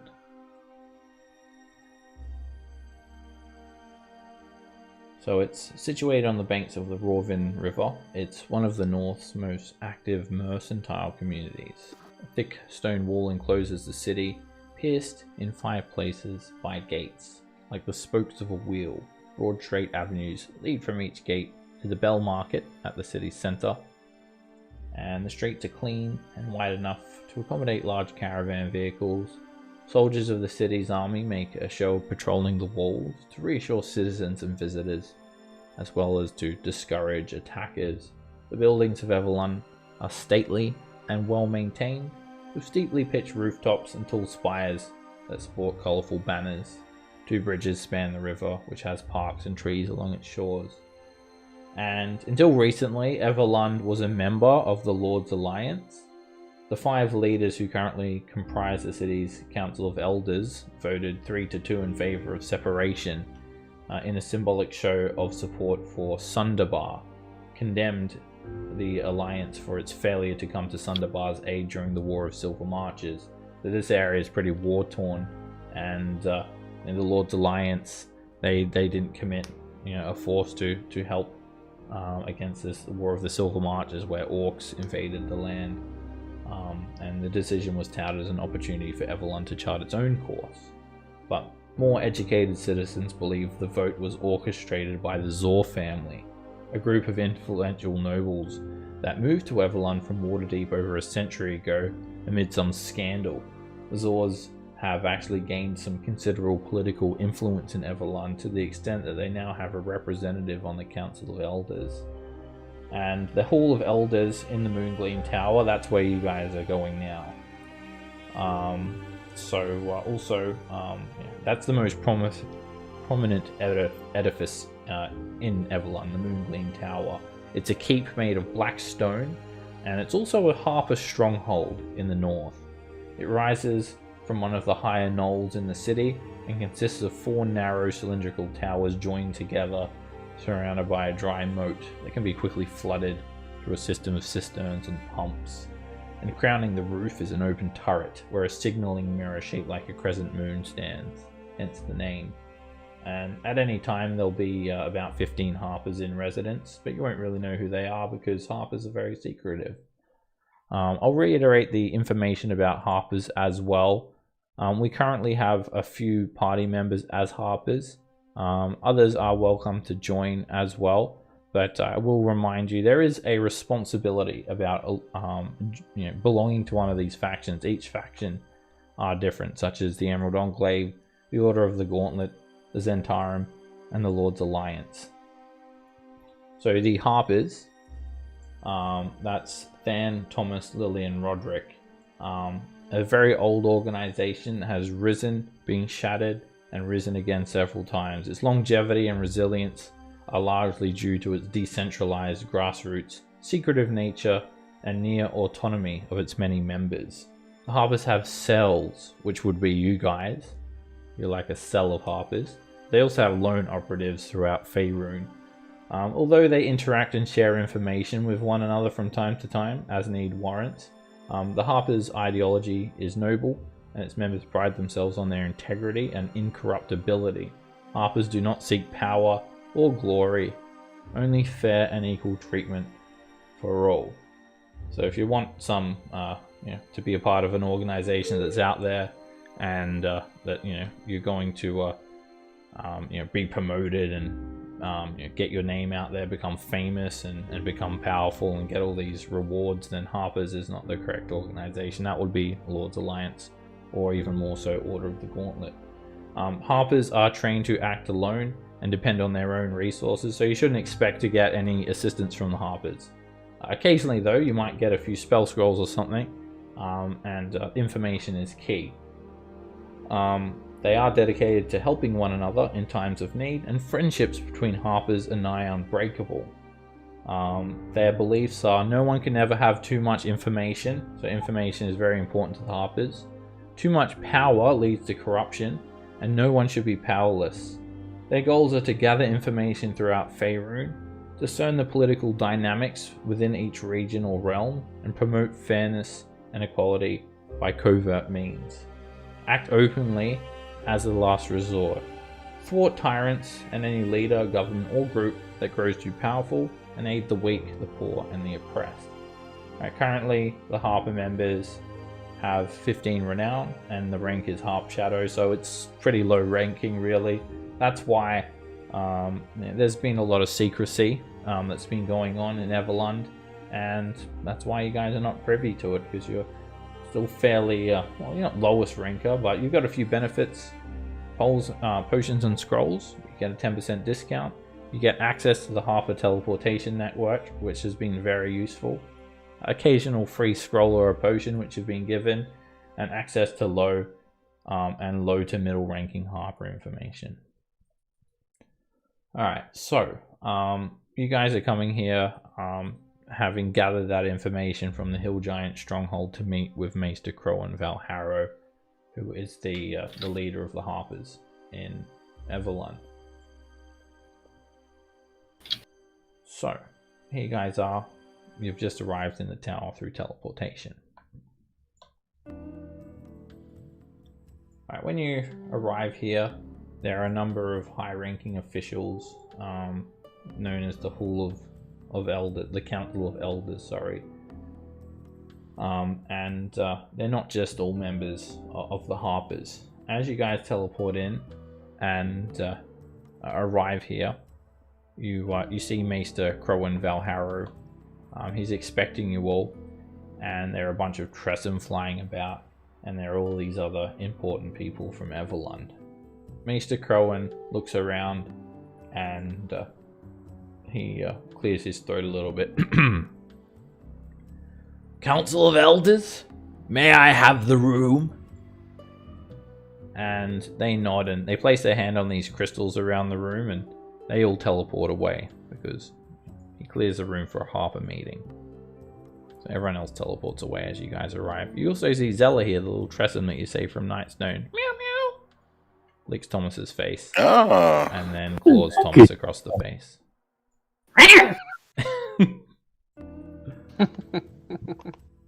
Didn't she disappear at one point? No, she's been here for a long time. Yeah, you guys dropped her off here so she could have fun with all the other Tressums that live here, like the winged cats. Alright. Crowin Valharrow, he looks down his nose at you all. He rings his fingers together. Ah, adventure. I've been expecting you all. If you'll excuse me, can you please not stand on the table, Lily? That's very unprofessional. Thank you. It looks like a carpet from above. It's like, I wasn't standing, I was sitting on the table. Gather round. Lily has informed me that you've been attempting to thwart the giant threat. I have heard of your battle with Imra, the Doom of the Desert, and your attempts to right the wrongs and fix the ordning. Very noble. We cannot allow giants to cause such destruction. The lines of refugees that have been dispersed and displaced from the giant uprising is absolutely atrocious and not acceptable. So, you have returned from your mission from the Hill Giant's steading. Please, share with me the information that you have gathered. And he shows you his Harper pin. And he sees, he knows that not everyone here is a Harper. He says, I trust you all in confidence and secrecy, that you will not share the information with anyone else, that you hear from your allies' mouths, or the information that I'm going to tell you as well. Is that understood? Harper or not, this information cannot be made public. Sure, why not? So casual. Yeah, whatever. I'm afraid I'm going to need to hear a little bit more conviction in your voice. Is it your brother? And he points to Rend. Yeah, that's my little brother. He'll, No, I won't tell anybody he anything. agrees. Yeah, no. You look familiar. You look similar. That's all. And what about you, Miss? Is that the armor of Coromir that I see? The colors of Coromir? Indeed it is. You're a purple dragon knight. I am. Huh. Purple Dragon Knights, hey?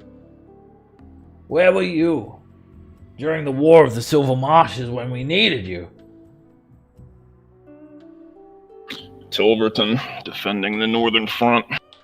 Huh. Well, I'll have you know that we are now independent. We don't need help from Coromir, Lord's Alliance, Waterdeep, or anyone. We have the most powerful mages in Faerun defending this town. We shall not fall. We shall not falter. I need your word that you'll not share any of the information that is spoken in this meeting. In fact, there'll be no note-taking. I need you all to retain the information in your minds so that it cannot be obtained by anyone else. Kind of looks around. It'll be okay. It might be best because some of us can't remember shit. So I mean, Some of us I don't can't. think any of us have any note-taking things out anyway. So I Good. think we're okay. What about you? He looks at Rend. No note-taking, is that understood? No problem. Good. You look like you're about to bust out a notebook. Yeah, but I won't. Just because you asked. Sure. Ren's just chewing on a chunk of meat. Just having this conversation. Meat on the bone. Pulls it out of his Ham beard. hock that he took from the giant lair. Some bacon. Alrighty. So Maester Crone says, So, tell me. I want to hear how the mission that I gave you traveling to the Hill Giant steading went. What information have you gathered? Please share everything with me. I hope you were very thorough, because your reputation and your rank as a harper depends upon it. Well, we found several of the giant types all working together inside the fortress they have there. They seem to be together. trying to. Indeed. That's unheard of. Preposterous. They were working with frost giants and told us of their working with fire giants as well. And then the frost giants as well, because there were frost giants in there as inside the deliveries. fort. yeah, they were mining the rock below the fortress. I've never heard of this before. The giants working together. For what common cause? Could they? It seemed that possibly they be wanted working to together? obtain a large obsidian rock that had been buried beneath the fort. Was their goal. It was to be delivered to King Snurl of the Fire Giants. A rock. They claim they've found a way to become titans. What does a giant bird have to do with any of this? You see, that's where you're mistaken. What type of rock are we talking about here? You look like an expert on rocks. Is that mason We have- tools I see that we you can barely We have a hold up? specialist. We have a specialist in that field. Correct. Yes. This is a small sample of the surrounding rocks in the area that we took it from. We don't know what the particular rock they were after was necessarily, but Their intention one. was to turn themselves into titans. it was excavated by stone giants, Ah, as one could tell by the markings left behind and the fact that they mentioned it. this is an interesting development. I had not expected to hear such things like this. What about the hill giant, the one that had the headband of intellect that's been turning people into pigs? How does a hill giant come into possession of such magic? A cloud giant countess gave it to them, Wow. sort of as a bribe to allow them to work and dig out the rock. It seems. Ah, And say, yeah, we put a stop to that. that would make perfect sense. Yes, I can see hill giants being manipulated in such a manner. So the hill giants were being manipulated. And That Correct. seems like from the cloud giants. Yeah. The cloud giants. And the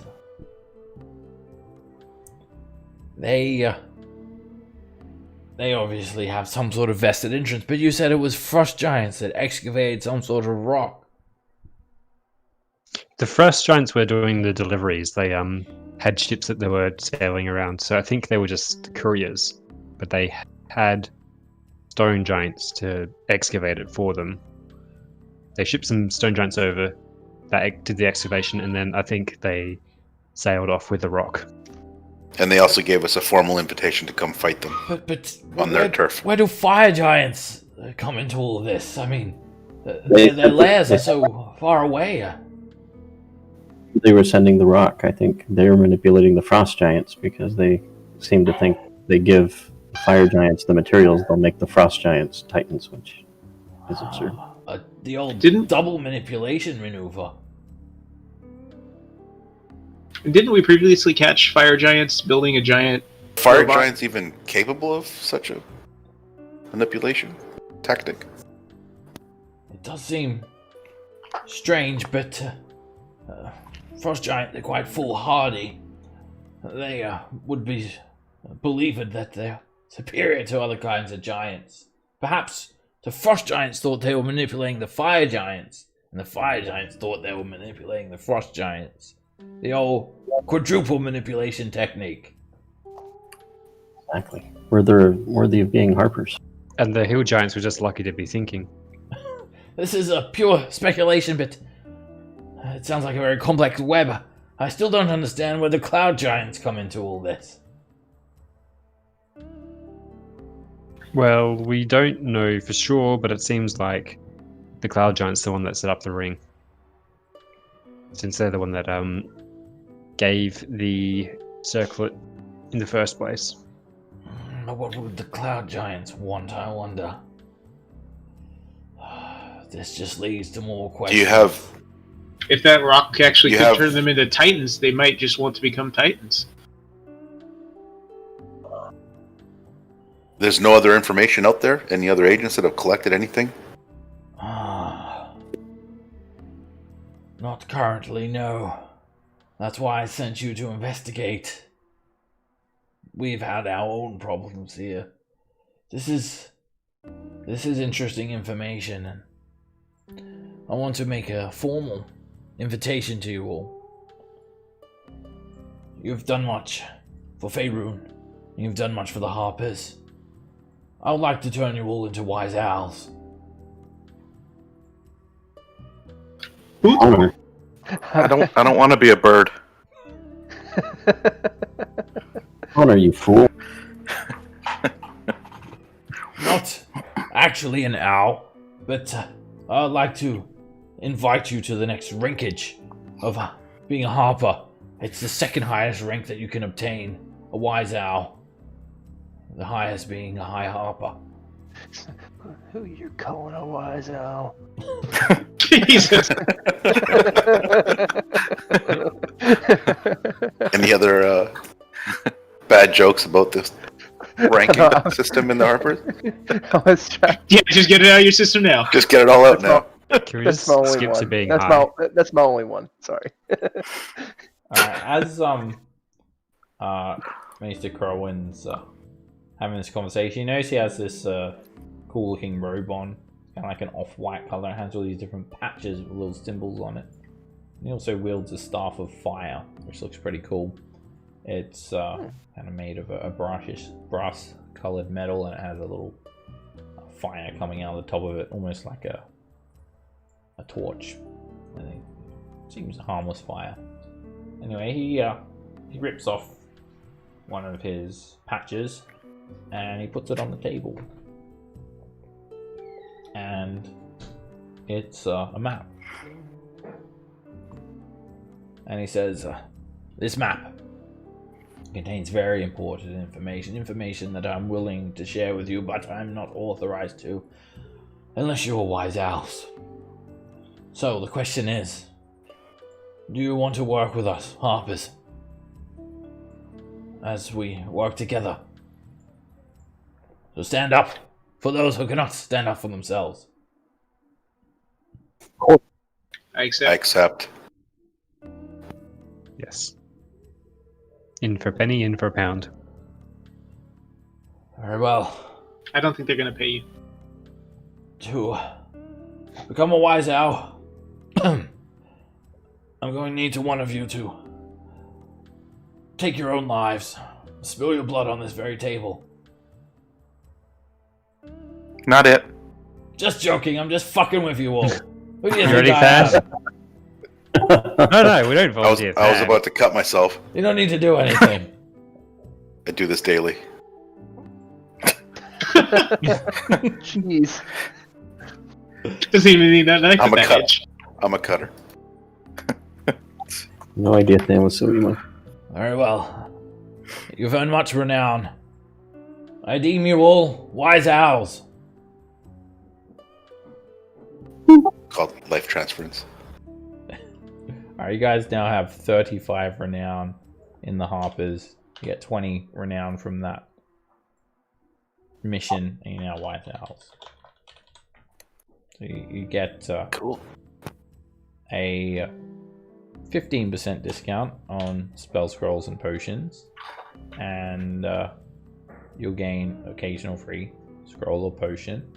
You'll have access to middle and high ranking Harper information, and also you get something else. A griffin? No. What? A pet, a horse? Who can have this? He rips off another patch from his robe that seems very useful. There's all these items coming out of it. And he gives you a spell scroll to dispel magic lily. I don't know how I know you needed that, but just take it. Yay! Hey, nice. And that's all you're getting for the next 6 months. Now, that's what you get for saving the North. Alright. Now, Thank you. and the healing. You're so generous. And, oh wait, and more, wait. How could I forget you killed an ancient red dragon? Take this as well. He rips off another patch. He puts down a healing potion. How'd you know about that? We didn't say anything about that. I mean, you mounted the Oh, no. head, right? You said ancient red. Never mind. Ancient blue dragon, yes. Yeah, Lily, I thought you said red. Lily has been sharing all the information with me. Speaking of dragons, I have a question How? I'd like to ask. Yes? Cloth seems to have taken quite the interest in us, and We may have killed his son. Maybe. Well, I was going to build up to that. He's been Mounted his head asking on our us to. ship. He asked us to come and see him, and we were a little uncertain the wisdom of that action. Oh, Cloth. A funny old dragon, old Snarl. Unpredictable.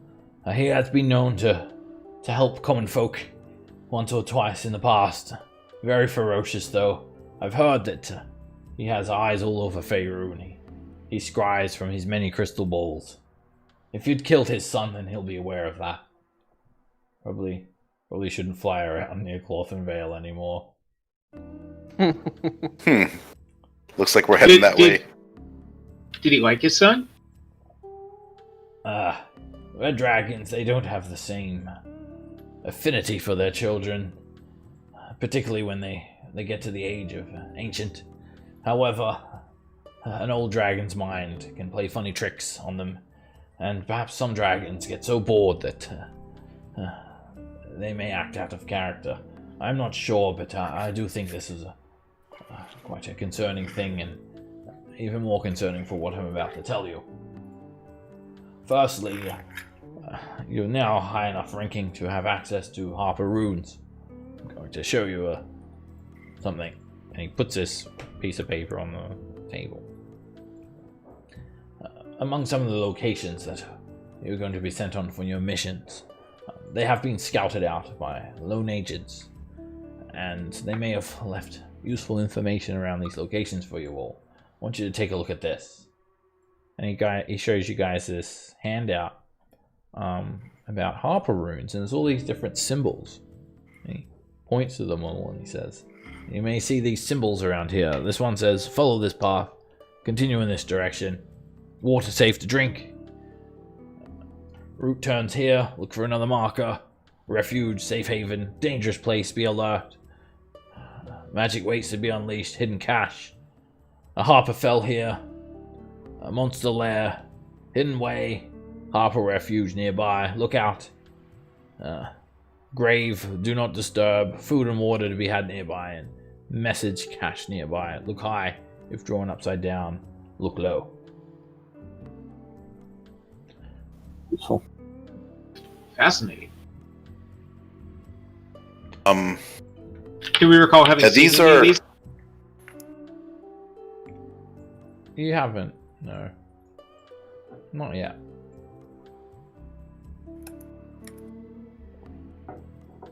Yes, sir. What do you need to know? These are drawn in the typically.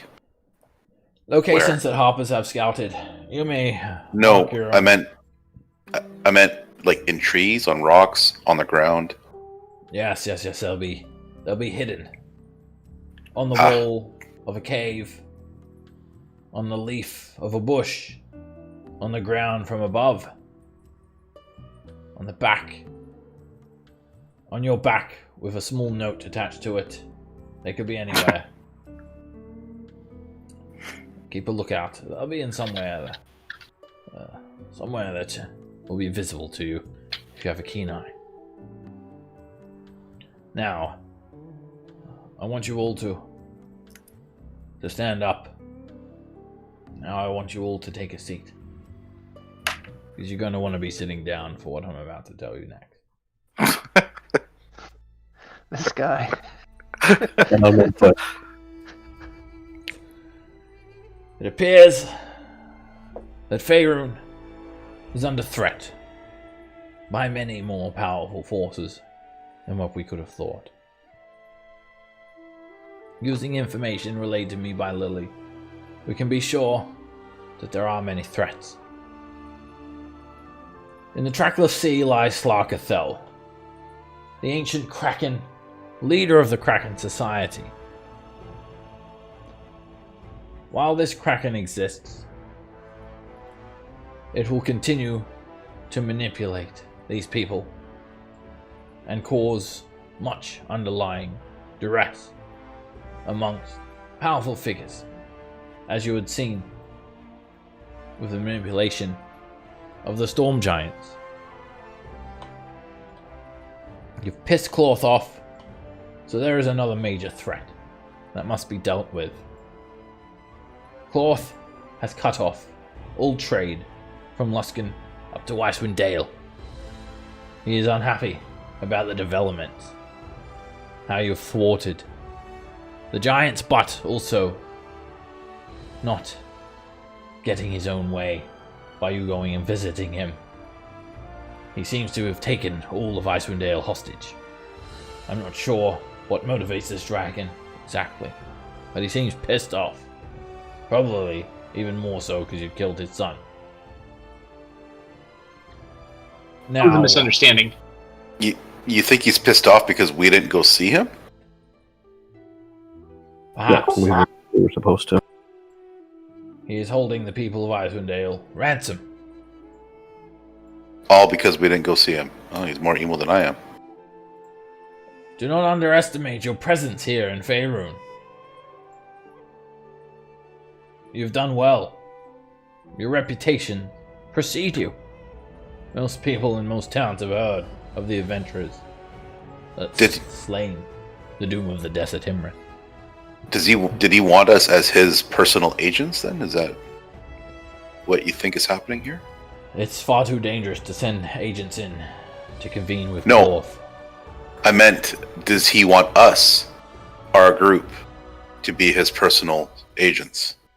Is that why he gave us the ship in the first place? Are you asking me that question or speculating? Maybe both. If you're asking me, it is much too dangerous to send agents in to convene with Cloth. I cannot know what his motivation is. It would be pure speculation. You're welcome Maybe you to should ask. confront him. But I would caution you, he's a dragon of great power. You should not confront him We until know. you're ready. You have slain the Doom of the Desert, another major player in the power play to take over Faerun. Not to mention all of the giants. Now, there's other startling information that I must tell you. Do you want the bad news or the bad news first? Dealer's choice. The bad news or the We'll very take- bad news? Let's go Well- very bad. Very bad first, please. The bad news is you failed to learn the information of why the fire giants were meeting with the Zentarum back in Nesme. Do you remember that? Vaguely, yeah. It turns out that the information that could have been gathered there was more instrumental for the giants' evil plan than we could have ever thought. The Drow meeting with the giants of Nesme that also met at Iron Slag. They were working with the Zentarum because Drow had stolen Megara the Dawn Titan from Gauntel Grim. Megara the Dawn Titan is a powerful fire elemental, a primordial, ancient enough and powerful enough to power the forges of Gauntel Grim, as King Brunor had just recovered her. The Drow infiltrated Gauntel Grim, stole Megara the Dawn Titan, met with the Zentarum at Nesme, that then transferred the ownership of the Dawn Titan to the Drow, to the Zentarum, through the Fire Giants, who then traveled to Iron Slag and gifted Megara to this whiny little bitch Fire Giant's son. And he used that fiery essence to empower the Vonadod, which has now been marching toward Everlund with an army of hobgoblins and giants. Look at that thing. Fuck. Well said. Okay, that's probably the most sincere thing he said yet. He could just be passing by. The dwarves of Citadel Felbar and Sunderbar. They are no better than the Lord's Alliance. They've gone underground as the Vonadod moves for Silvery Moon next. It is not looking good. That's not even the very bad news. Alright, well. This is the very bad news. The Tarask. The very bad news is that deep in the Sunset Mountains, stone giants had managed to unlock a terrible ancient evil, awakened a creature that has been in slumber for 1,000 years, and known as the Tarask. Yep. Figured. I thought those guys were cool. Yeah. Except Was that our fault too? we didn't stop them. So We just we allowed it to Alright. happen. No, it's only Alright. it's only Actively while we were there. the only one that's your fault is this guy and this guy. yep. Alright, Cloth. I think he is just angry at us. Probably will not take it out on any of the other places. None of this The is your Vonadod- fault. This is the doing of evil entities that must be stopped. Of course. That's what I was Jeez, I thought restoring the ordering would be a positive thing on the realms. It has been indeed. However, Seems like it's just unleashed while more fury. while we've been distracted by taking care of lesser giant lords here and there, it has given Giants. rise By the dragons. to other evils. The Tarask has been unleashed from its slumber. The stone giants that dug there, they are said to have been completely wiped out by the Tarask already. Currently the Tarask is heading west. We're not sure exactly where it's headed, but most likely to populaces. We suspect And what do we Baldur's know? Gate first. What do we know of this beast? Besides, it's probably huge. A legendary creature, The most dreaded monster in existence. It is widely believed that only one of these creatures exists, that no one can predict when and where it will strike. A scaly biped that's 50 feet tall and 70 feet long, weighing hundreds of tons. Leaning forward like a bird of prey, it uses its powerful tail for balance. Its carnivorous maw yawns wide enough to swallow all but the largest of creatures. It is said that it has a potential of legendary destruction, so vast that some cultures have incorporated the monster into religious doctrine, weaving its sporadic appearance into stories of divine judgment and wrath. Perhaps this may be a sign that there is going to be a new way of order in this world. An end of days, some may see it, but I see it nothing more as a threat that must be eliminated. This thing has to be fought by an army or a collection of Ragtag superheroes. defenders? Is there any plans Yes. for an assault? You must grow strong 7 more times. Or Maybe 6 giants or so? you know how, like, all of a sudden you're fighting and then all of a sudden you just get this massive burst of power? Randomly? Yes. Kind of Yes, I call it action surge. and just keep doing that. A lot more action surges. Okay. Man. It will take us a while to get that powerful. In the meantime, a lot of cities are probably going to burn. Yeah, I'm about 70 years old. I reckon you guys could get strong enough in about 3 weeks.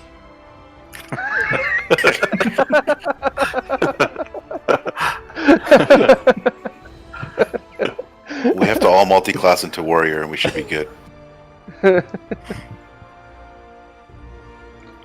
So he gives you a bit of rundown on all of these different titanic forces. Luckily for you, the threats are not sudden. Starkathel seems to be a manipulative beast, one that works from the shadows. We cannot know what it's thinking, but its manipulations do not seem to be direct. It poses no immediate threat. Cloth, however, is a threat for the people of Icewind Dale, but they are strong and they are united, and they will be able to survive for many months with trade cut off from the south. However, we are not sure of how Cloth's temper can erupt. Like the fire of a volcano, he's unpredictable. We have the threat of the Vonadod, which is apparent and near. I am not sure if we'll be able to defend ourselves.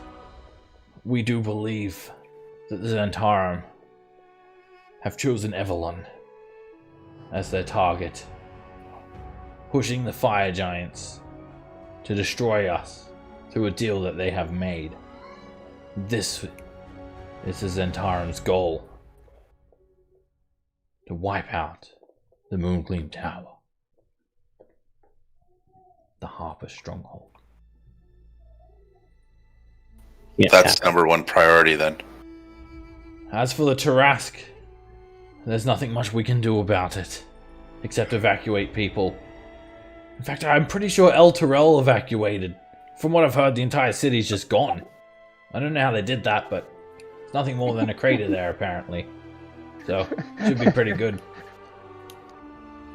Oh yeah, by the way, there's also a frost giant lair over in the high ice.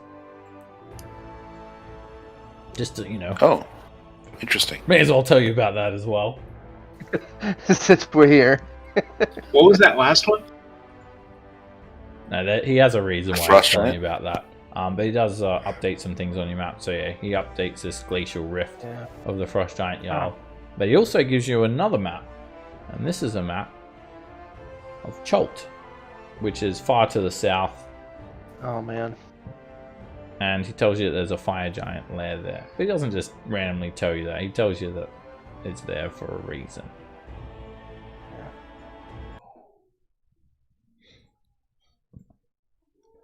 So this is a map of Chult, which is like far south of Waterdeep, and it's kind of west of Am. It's a couple 100 miles southwest of Baldur's Gate. And anyway, he tells you, gives you a map of Chult, and then tells you that there's a hall of the Fire Giant King in the Peak of Flames Mountains. So, back to the big map. So he explains to you guys about these giants. The most apparent and sudden threat to Faerun are the giants still, despite all of this evil that has been unleashed. The giants are affecting the people that cannot defend themselves, raiding their homes, destroying their homes, pillaging mercilessly. You've done good to eliminate Chief Guh at Grudhag. You've also managed to wipe out the Thane from Deadstone Cleft. Excellent work, adventurers. Deadstone Cleft is now incapacitated. Nice. There are other giants, such as the giants from Svardborg, that have been pillaging the Sword Coast. They must be dealt with. Perhaps now may be a good time to strike at Ironslag. If this Vonadod can be damaged at all, and gets damaged enough, it will need to come back to Ironslag for repair. Striking at Ironslag now may result in the first step towards taking care of this thing. If it has nowhere to repair, then we'll be able to take it down eventually. It's already left a trail of destruction in its wake. I'm going to put on these trail of destruction markers so you can see its course. I could track it. So could I. Favorite enemy. Didn't we promise that we'll never go back to Ironslag ever again? Yeah, but it was also on the condition we're gonna break that like, promise. they wouldn't attack. Send out destruction into the world? Yeah, something like that. That's how I remember it. Okay. I mean, they start killing everybody. Well, I guess that voids our promise. How I see it. As for cloud giants, you should be well aware of a cloud giant castle that's been looming among the Evermoors for quite some time. Yeah. Do you know of any other one? Any other cloud giants? We do know of a long time ago. That nice cloud giant. Oh yes, you said you were going to avenge that cloud giant. Yep. Giants are very patient. Well, we met that one, and there's also ages ago. We need a Nightstone. His name, something with an X or something. Oh yeah, you're talking about Zephyroth? Yes. Zephyro, sorry. Zephyro. Yeah, he was nice. Yeah, Is the cloud castle above the Evermoors the one that was over Waterdeep for a bit? It looks the same. Yeah, Could be the same one. So there's that. From what you guys know, this is a cloud giant king. Alright, so this can't be the countess. So the only lead you have for cloud giants would be this one. Above the Evermore, so cloud giant countess that turn people into pigs. And then there's also the situation at Maelstrom, where the daughters have taken over. So it's like disaster everywhere. Not to mention all of these titanic threats. The Harpers are very knowledgeable. And he says, Maester Crowan says that, now, in terms of other frost giant Jarls, What did you say the name of that frost giant Jarl was? The other I one? got that here. There was Frost Giant Jarl Torvald and Grugnor. Grugnor. Yes, we have located his lair. It lies deep in the high ice, in a glacial rift. What I don't understand is how the giants managed to contact each other from across the other side of the world. There must be some sort of connection. And as for your King Snur, that is his lair in Chult. Right. So you have all the pieces of the puzzle. Now you just need to put them together, adventurers. You'll need to decide where to strike first to minimize the level of destruction. Perhaps these giants, they may hold some sort of key to stopping the threats to Faerun, or at the very least, you could fight them, kill them, and get those surges of power that you just randomly get. I believe with its gold And once we have enough power, we will become corrupted Yes. and no longer care about the fate of Faerun. We do that in a montage. Yes. Experience.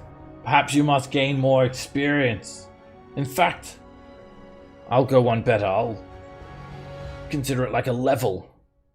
You need to get more levels. I don't know if that's the right word to use for it. A milestone in our careers. Well, if we go to the high ice, that's a level higher, so at least one. Alright, so he gives you all the information about everything that's truly going on in Faerun. There's a lot going on, so you guys will need to choose everything. Every giant that you go after is going to be like its own little mission. So which mission do you guys want to go on? It's actually kind of hard to pick. So which giant type do you think we want to focus on? Well, ice is probably easier.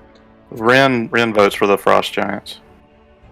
So spiral board first and then to the high ice? Good. I wonder about this fire bastard that's... Yeah, I think Iron Slag and then Yeah. Yeah, Then spiral Giant board? Jarl. yeah. We need to settle up with the duck's son. Yep. Yeah, he did us bad. Do we know? Well, he may be dead Fire. because they've got another king now. Well, that's not a king. That's a He was a duck. That's a. No, not the son. I mean, destruction Was it machine. the Monodon? But if We've met. this machine, if this thing of destruction is getting repaired at Iron Slag because of the fire elemental, or I forget the name of him, but yeah, then that's where we should hit that. See if we can. Yeah, the fire Other- elemental. So Yeah. you guys are winning Iron Slag then? I think so. I think It's that's what. closest, Yeah, and it's sort of a threat. And then, And it's And it's sort of giant a way of related. a glacial rift. well, like that could, I mean, we can figure that part out later. Just the first one. Norn would vote Iron Slag. Do we have any like way to capture a fire elemental? Put in the forge of the old ship. Yeah. Put in that cage. Yeah, maybe that cage is good enough, but Well, But we don't have that ship anymore. They True. Oh They- yes, there is something else as well, adventurers. yes. Don't forget to go to Golden Fields. No wait, that's not it. Of course we should. I do believe the Black Staff of Waterdeep has requested your audience, but it's not for a mission or anything like that. It's for a business deal, a purchase. He says he has some sort of large airship that he's looking to sell. Ah, He said that it usually costs 25,000 gold pieces. However, He may be looking to give you a discount. He might be able to give you a 50% discount on that if you're in need of a bigger boat. I heard that you need to get a bigger boat. Wow, you got a powerful Probably a voice. good idea.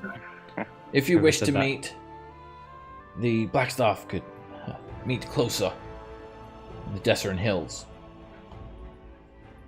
Whoa, that's not close at all. It will take you like less than a day to get there. Well, couldn't we actually just teleport from here to there? You son of a Too bitch, Waterdeep. you're right. I'm literally standing on the teleportation circle. But then we have to walk all the way through the city, and it takes Or 2 hours. So it's probably quicker just to fly anyway. So we have horses there, I'm sure. yeah, they offer you, the Blackstaff of Water is offering this upgraded airship for sale, basically. If you guys Will he take a trade-in? Except for gold. Yes. Trade-in Our, value. our We can create a airship fleet. also comes with slaves, We I could mean, create a fleet. staff. Captain Lily on one. Yep. So yeah, you And- guys have enough gold to buy it if you want, or you can at least come and take a look at it if you like. Take it for a test I drive. mean, at least We take a look at it. we Yeah. rent this one out for parties. We should bring that one. Yeah. We've got income coming in. We can set it up well, on the Yartar River. We're gonna have to bring. Sunset, maybe. Yeah, you could trade in your airship. The airships are worth quite a bit. I think they're worth like 25,000 gold. So How? Okay, Well, So- we should bring our gnome friend. He's our expert. okay, so you guys Alistair. want to teleport to Waterdeep quickly, check this ship out, and then travel to Ironslag. Are we Yeah. going directly to Ironslag, or are we going after this thing that's leaving a trail of destruction? Also, no. Mr. Crowan says at any time, if you want to directly face any of those threats, you're welcome to. You have full permission to try and take them head on if Try. you like. Yeah. If you guys I Um, think this. if you're able I don't to. know if we're ready for the Vonadad. I Do you think we're know- gonna get destroyed by it. Yeah. Yeah. Do we know what the Vonnegut can do? It's like 100-foot tall adamantine construct with a fire primordial trapped inside it. Right. So is the Forge of Galtagrim out now? Yeah, it's gone cold. Yeah. The Drow stole it. They stole Megara. They See, there's one problem we don't have to worry were about. working for the Zentarum. They traded it to the Fire Giants, and in return, the Zentarum requested that they take out the Harper Stronghold. So That's a pretty Yeah. powerful fire elemental. yeah, I would How say much let's range go do you reckon grab it's Alistair so we have somebody that actually knows what they're looking at in terms of a Yeah, ship. And I then, agree. Then skedaddle to Waterdeep, check the ship out, Okay. possibly purchase it. We should take Sirak with us too. He had some business there, didn't he? Yeah, might as well. Yes, yeah, Sirak will definitely want to go there. All right, Do you think our airship, will make it there? it's It's in, or is it in ruins? oh, the airship's not in ruins. It's just it's damaged, but it's gonna Yeah. cost a lot to repair. It can still fly. Yeah, it's like 3 days to Waterdeep, pretty much flying. All right. To it. Let's take a 10-minute break. When we get back, we'll be in Waterdeep and teleport to Waterdeep. Cool. And we'll take it from Sure. there. I'll see you guys back soon. Alrighty.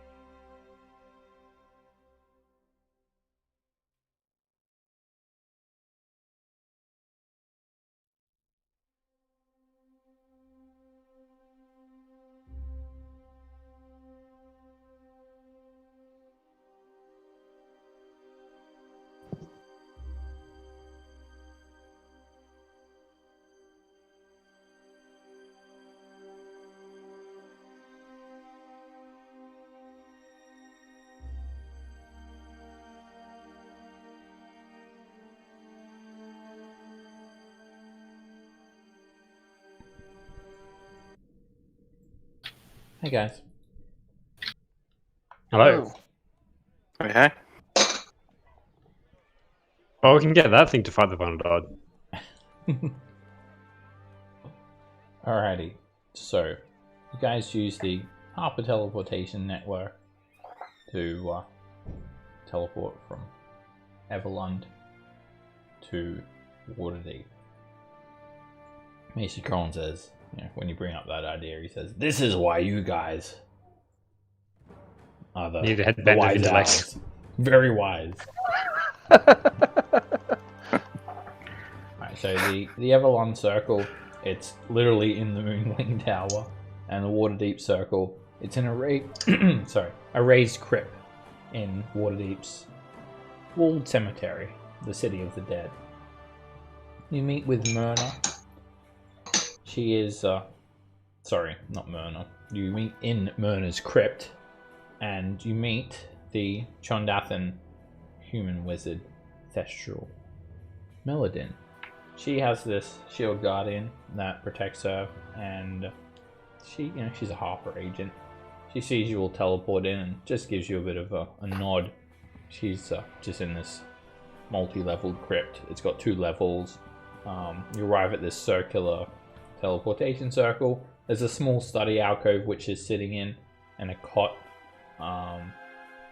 next to her. She actually looks almost like a skeleton herself. She's a pale wisp of a girl, and she greets you to Waterdeep, and she makes sure the coast is clear, and you guys exit from the City of the Dead to Waterdeep, taking Sirac with you, I would imagine, as well. Things he wants to go to the Roaring Horn estate. They've got Sirac of Suzail with you.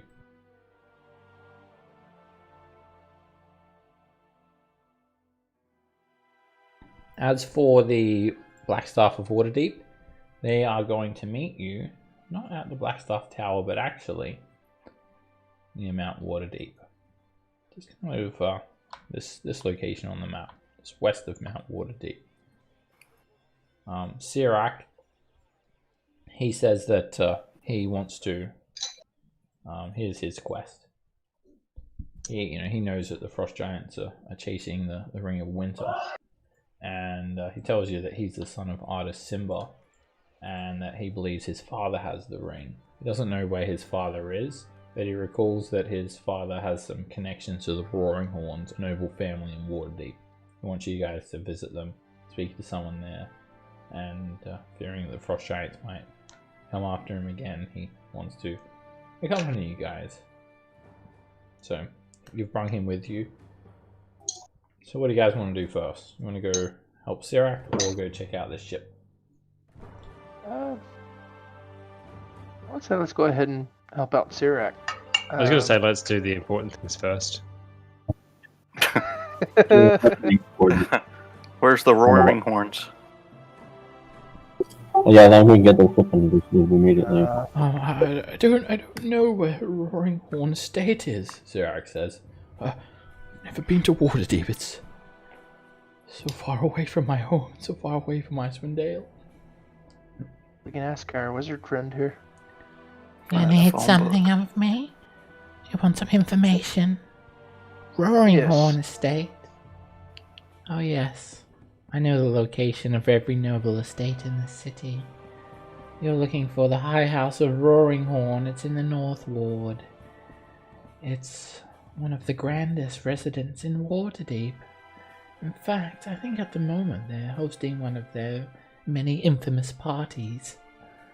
A welcome celebration for visiting relatives from Coromir. And then she looks... yeah, she looks at Nara. Yeah. Is that why you're here? Indeed. Make a deception check.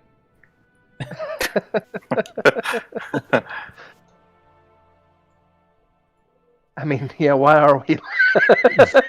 That's a good question. Because we can, I guess.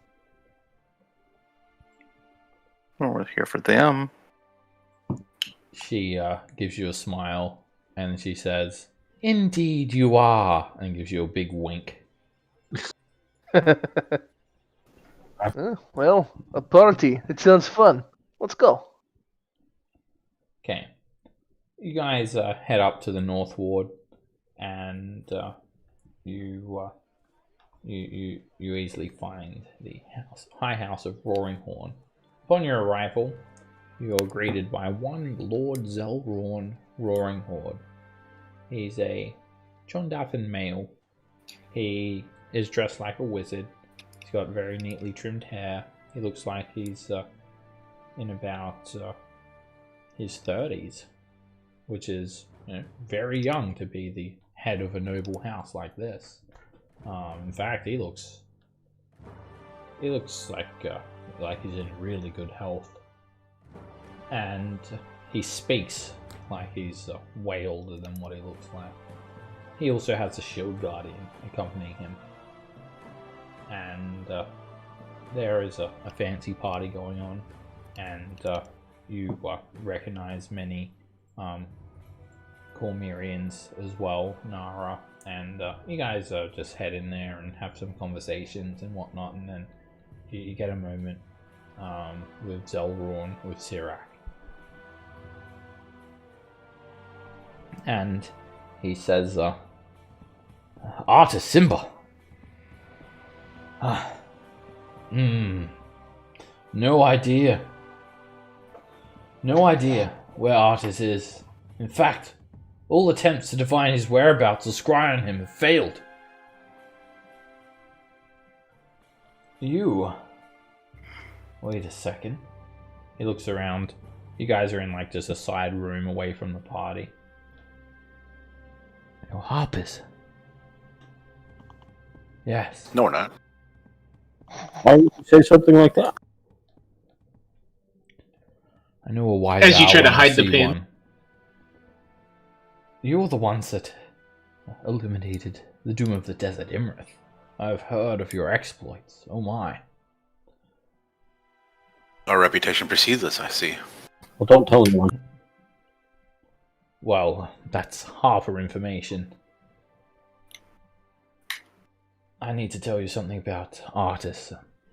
I'm not sure if you realize this, but he's actually a harper as well. I think that he's gone rogue, however. He multi-classed? Our cleric did that too. Once you go rogue, it's hard to quit. Listen, right. I'm a lot older than I look. I've been around. And he smiles at you all. And he says, even if I knew where Artis was, it would be improper for me to divulge such information. I could not potentially expose another member of the Harpers to harm. There are others looking for him. Who sent you in this direction? What brought you here specifically?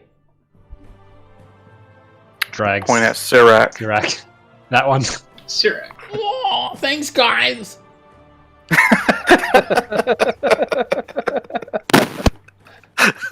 No, thank you. Whoa. Everyone Please talk more. looking at Sirac. He's got like a croissant like halfway to his face. It was you. You little prick. What do you think you're doing potentially exposing Harpers? You're lucky we're all Harpers here.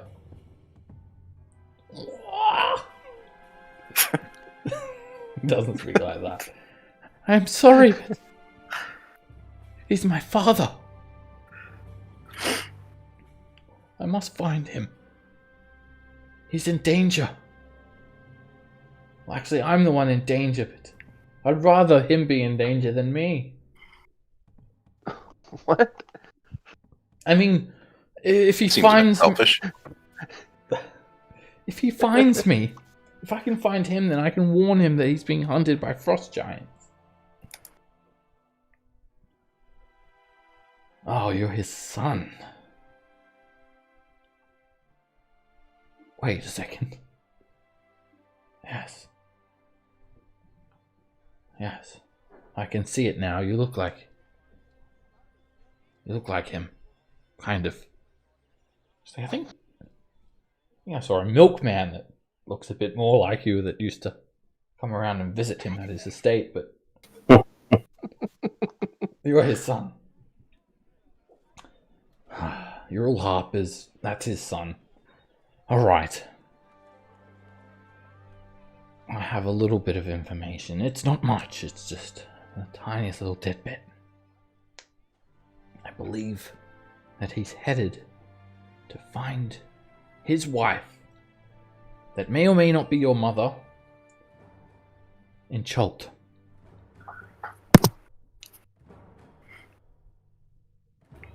Sirac says, I must get to Chult then. I must get to Chult to find my father. Isn't Chult where the fire giants were?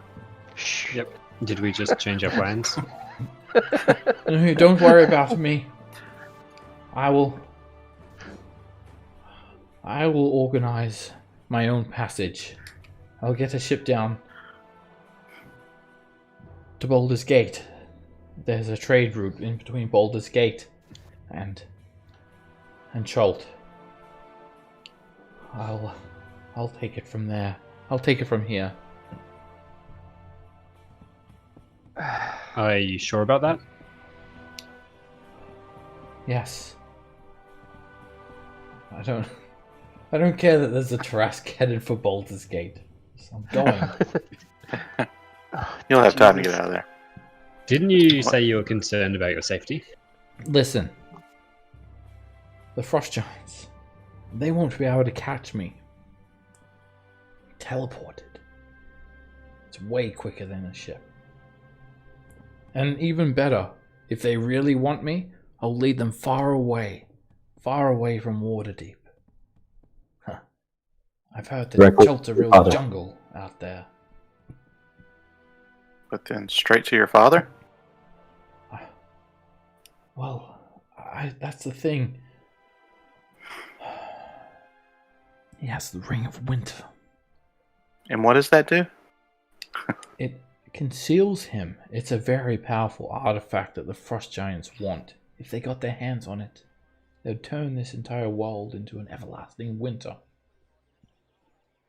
That sounds bad. I'm going to lead the Frost Giants away from the people of Faerun. I'll lead them Directly to the Ring of Winter. I need to find my father. What do you suggest I do then? Lead them to Iron Slag. Yeah. If the Ring of Winter protects from scrying, so they know that they can't scry your father, but they know that you're chasing your father, then they'll be scrying you. There's something else I haven't told you about the ring. Oh, here we go. The Ring of Winter is an evil artifact. Cursed?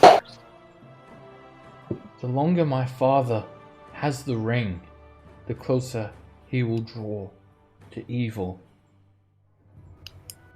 I need to find my father and tell him to destroy the ring. The one ring. He has to drop it in a Mount Doom. I'm going on a pilgrimage, right? But none of us are halflings. I don't understand. I'm going to take you with me. And he points to Roderick. Anyone named Sam? I can't carry the ring, Master Sirac. And I probably can't carry you because I've got all this armor on. He can't be your Samwise. But Rend can. He can carry both of us. Huh? Don't worry about And me now. He's immune to evil. I understand the risks. But hey, perhaps we'll meet again if you're headed down to Chult. We'll see you there. How would one destroy a ring such as this?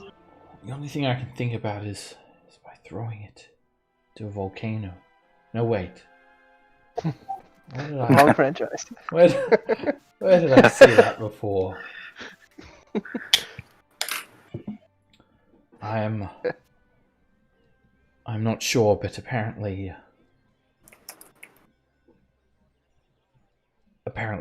that's actually how you destroy it. Oh, really? Oh, well. But I have Perhaps another plan. Will any old volcano do? Maybe the primordial elemental will Yes. destroy it. Exactly. Oh. If I can get the Ring of Winter,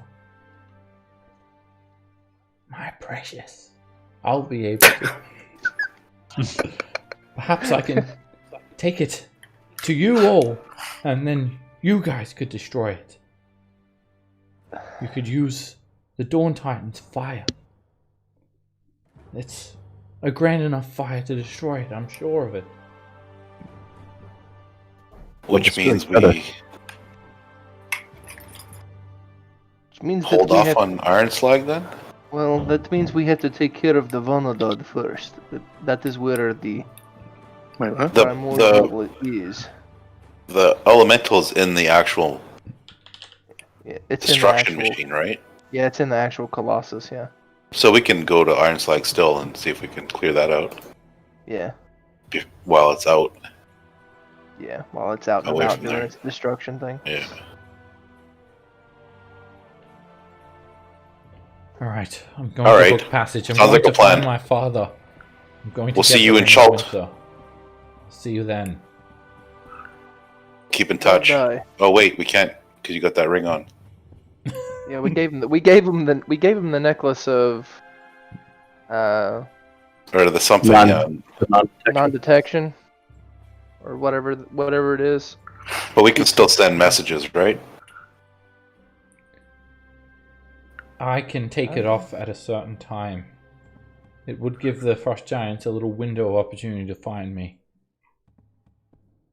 But as I said, they'll never catch me. Oh, well. So you're the gingerbread man. Alright, I'm going now, but is there anything else you could spare me? Perhaps a fine weapon I could use. Warhammer plus one. Plus one It'll. Warhammer. It's another cursed item, I'm afraid. It will only bring your death. I can use that bow. I That- wouldn't recommend it, really. I've died twice with this bow. There Give were him the somebody else Warhammer. that two other And people that another died friend of with it ours as well. died and got eaten by goblins. Alright, I don't Alive. want the bow anymore. Goodbye. And he walks off. We have another longbow plus one. We have two. We have two? Yeah, Than's got one. Oh, Oh, yeah. It's for Than's one is safe though. It's not. yeah. Well, we don't know. I've never used it, so well, You've been he's carrying gone. it for like a day. yes, I know. It's to represent my elven heritage. Yep. Mm-hmm. All right. Well. Nice party. Thank you, Roaring Horn, for the refreshments and the information, I guess. No problem. Harper's. When should we get in contact with Chult Boy? Harper's unite, he says. I'm not a harbor. And I'll walk out.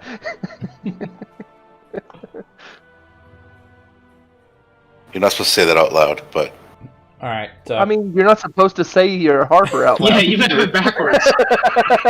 We're terrible harpers. as you guys see Sarakoff, he says that he'll take off the amulet every second day at the stroke of midnight for 5 minutes in case Okay. you need to contact him. Sounds good. Is that Western time zone? Yeah, which time zone? And Forgotten Realms time zone. It's alright, I've got Daylight maps, I can savings figure it time. out for us.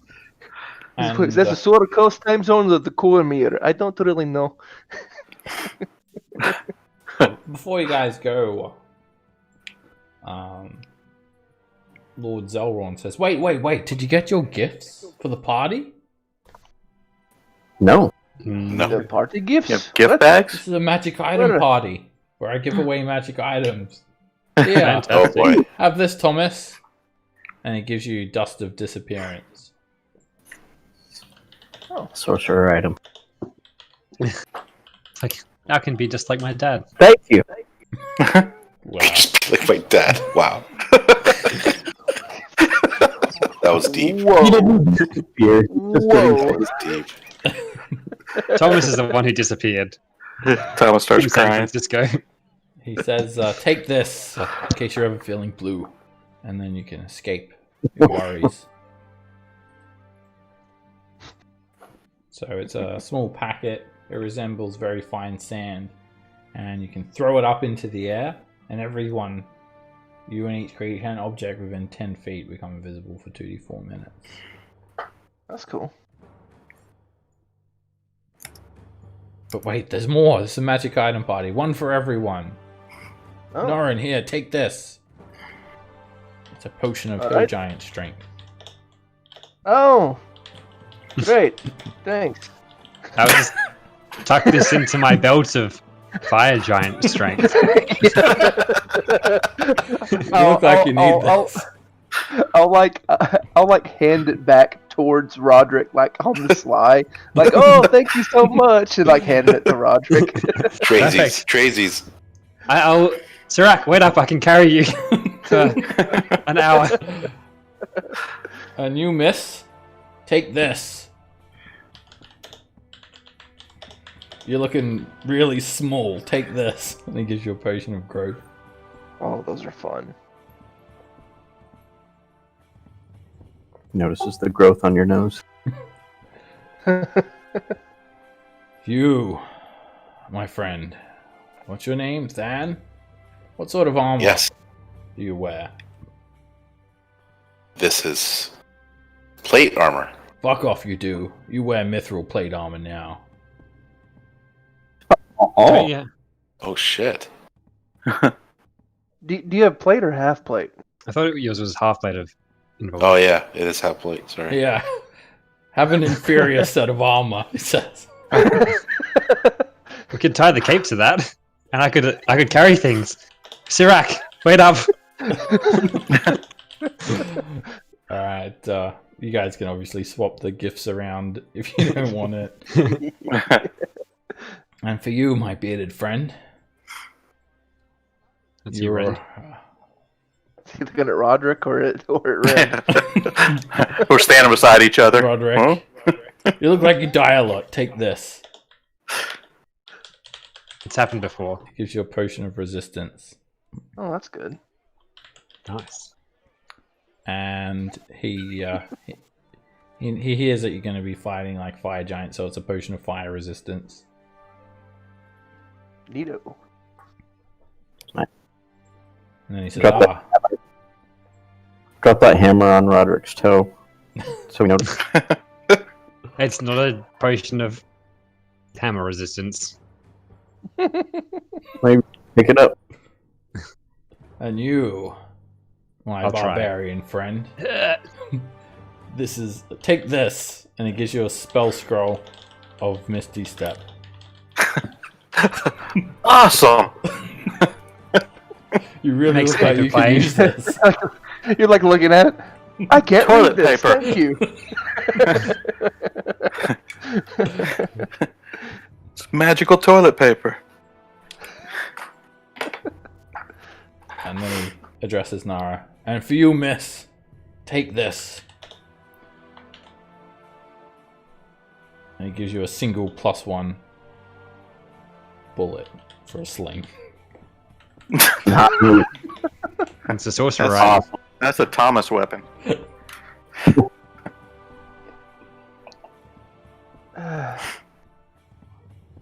Wait, Than got mithril half plate. Nara got a +1 bullet. You grabbed the wrong gift It bag. was just a random roll for each person. I mean, I got a potion that literally does nothing for me. So But for me lying.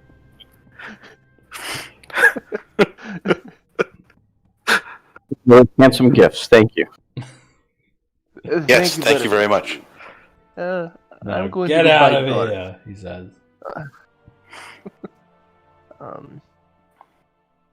Okay, I guess it's time to go to the meetup with the Blackstaff. Okay. If we're in the North Ward, can we swing by the market? I want to buy a lot of darts. Sure. Yeah, you can So, purchase anything. well, I from mean the that way if I'm in PHP.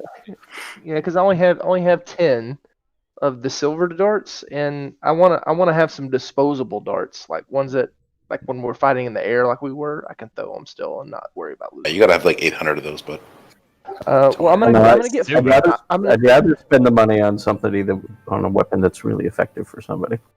Well, I'm Yeah, gonna plus get 10. 5 gold. I'm gonna get 5 gold worth of darts. That's 100 darts. So Not get more worth than it. that. You need to get Get that 200. approved by the rest of the party. He's got the loot. yeah, He just, I'll be back. I go to the washroom. Be back with like 6 Half a bags of business. darts. man, I just have bandoliers of darts attached to the backside of my shield now. Alright. You Darts guys everywhere. now travel through the city of Waterdeep. You can stop by the market. You can buy anything you like from the player's handbook. And as well as a few small potions and scrolls actually if you want. I think there's a handout for a shop somewhere. Yeah, if you want to buy any potions or scrolls, you could get some scrolls too if you want. If you want some more spell scrolls or dispel magic, something, there's 300 gold pieces or other spells here. That's up to our spellcasters. Let's see here. You said scrolls as well? Yeah, the the scrolls are double the price as what's listed here. I mean, I splurged so much on darts. I'd feel Well- bad if y'all didn't buy something. Realistically, if we bought it through the Harpers, we'd get more of a discount, correct? Yeah, your Harper discount can apply here too. Oh, it can? Okay, cool. Yeah, there's a big sign that says Harper Spell Scroll Store. So it's 2 times the price minus 15%. Yeah.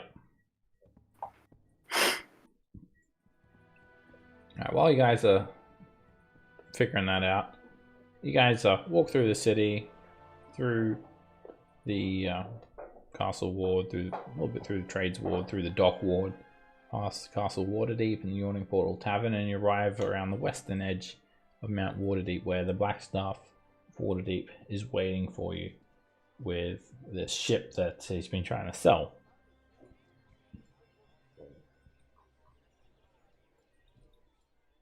Can we afford it now? That... He says his name's Arl. That's awesome. And he says that he's just been on an adventure, and yeah, I'm going to pick up this spell jamming ship on his adventure, and him and his fellow party are trying to sell it. 25,000 gold pieces. Spell jamming. Yeah, it's a spell jammer. He says you can, you're welcome to take a look. This is the top deck. It's all open, and it's got enough room to mount any siege weaponry that you want. And he welcomes you to come on in and take a look.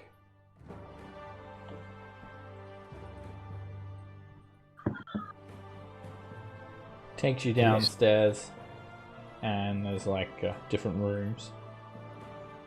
He says this would be a good storage area. You could turn this into a kitchen. This could be like captain's office. Some more room for the crew, and says that this is where you could keep your brain pickles. I was going to say, it smells a bit like Mind Flayer in here. It does. The actual ship itself is about 200 feet long, and it kind of looks like a cuttlefish. At the very back there is a throne, which is a spell-jamming helm. What that does is it creates a plane of air around the ship, and it propels it through the air. It also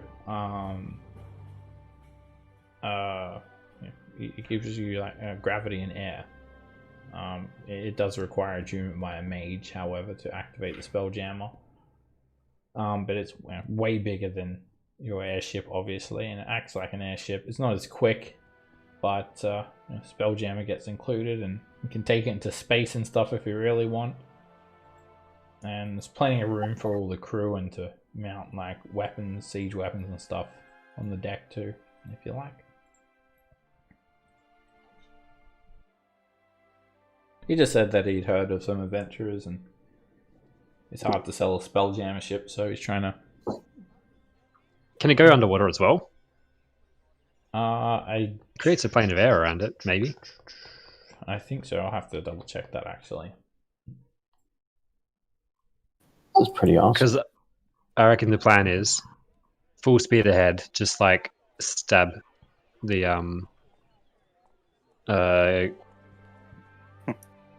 Crash Tablet. it into the The Colossus. Kraken. Oh. Yeah. Oh.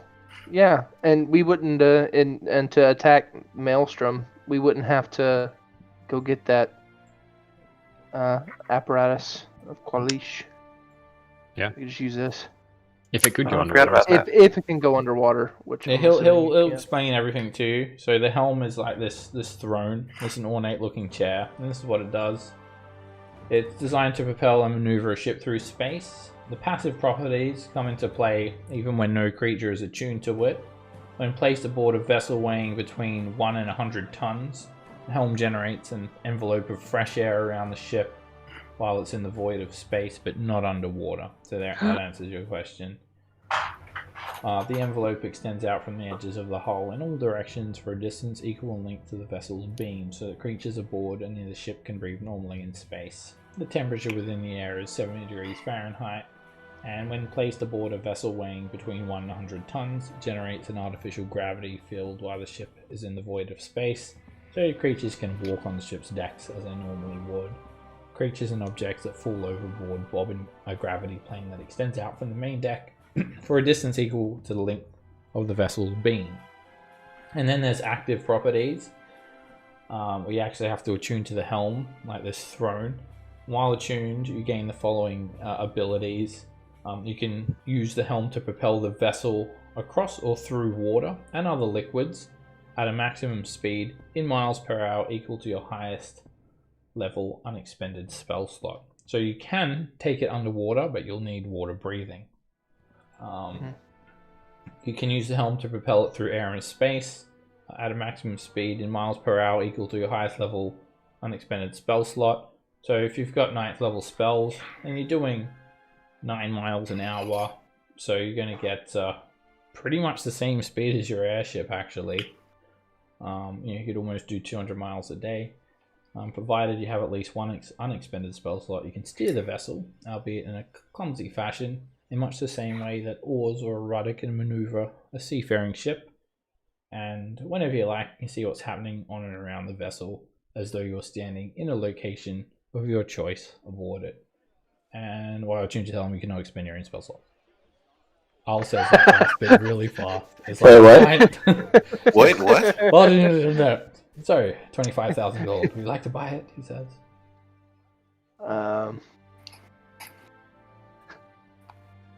So wait a minute. We have to be attuned to it in order to really use it to its maximum potential, To be right? able to fly it, yeah. Yeah. For it to be able to move. For it to And to move. Oh wow. And to attune to it, you have to be able to Yeah, and- use spell slots, and when you're attuned No. to it, you can't cast any spells. I Okay, mean, so what do I any use my spells caster- for anyway? Yeah. You can cast Oh. trips, looks like, but you can't use spell slots. Yeah. Oh, you can do cantrips. I and you pretty can much only have activate magic items as well. I pretty much only have ranger spells anyway, so like I could fly it. Ed, what's your highest spell slot in both, though? Only 3. So 3 miles an hour. Well, Well, isn't it's it times it's 10? times 10, right? So 30 Right. miles an hour. Yes, times 10. Actually, what I said like something. I said yeah, I said 9 miles an hour. yeah. times 10. 90 miles. Yeah, it can go quick. It can go But way quicker. the only Like a the only rocket. person willing to navigate it would be Roderick, and that would be 30 miles an hour, which is not. And our current vessel does what? Less. Less, A yeah. lot less. It's like actually. 10. It does less than Could- 10 miles an hour. Does Yeah. 10 less than 10? Yeah. Yeah. You're doing 200 miles a day in your one. This thing could do potentially like that in 200. 2 hours if you're not Right. If you're an archmage. It could go like 600 probably. It's a spaceship. I think Says space is a that, bit smaller in D&D. It must be if you're going to get anywhere with going 90 miles an hour. The universe works a little bit differently. Hull says that anyway that he doesn't do finance, so yeah. one lump payment, huh? He says he'll take you up to the Tears of Saluni and back if you want to take it for a test ride. He'll take you up to Yeah. the moon. Just Sure. casually take us to the moon and back. How long Yeah. does that take? It takes he's like pretty quick. He says it'll take a couple of days. Oh, yeah. No, Well, we No. have, like... no, I'm not gonna waste time doing that. Doing that, I don't think. So, Um, those tentacles on the back, they can't be used for anything, can they? They can actually. They can? Could we take a Tarask into space with this, perhaps, maybe? Yeah, he says if it's he said he's seen some pretty big Tarasques in his time. If it's under 100 tons, yes. Okay. These are actually made for ramming other ships. The tentacles Aha. and this giant cuttlefish like spear. You can ram other I ships do with like Is this it- ship. Is it impervious to fire? It's not. It's made of some sort of alien resin as well. It's not wood.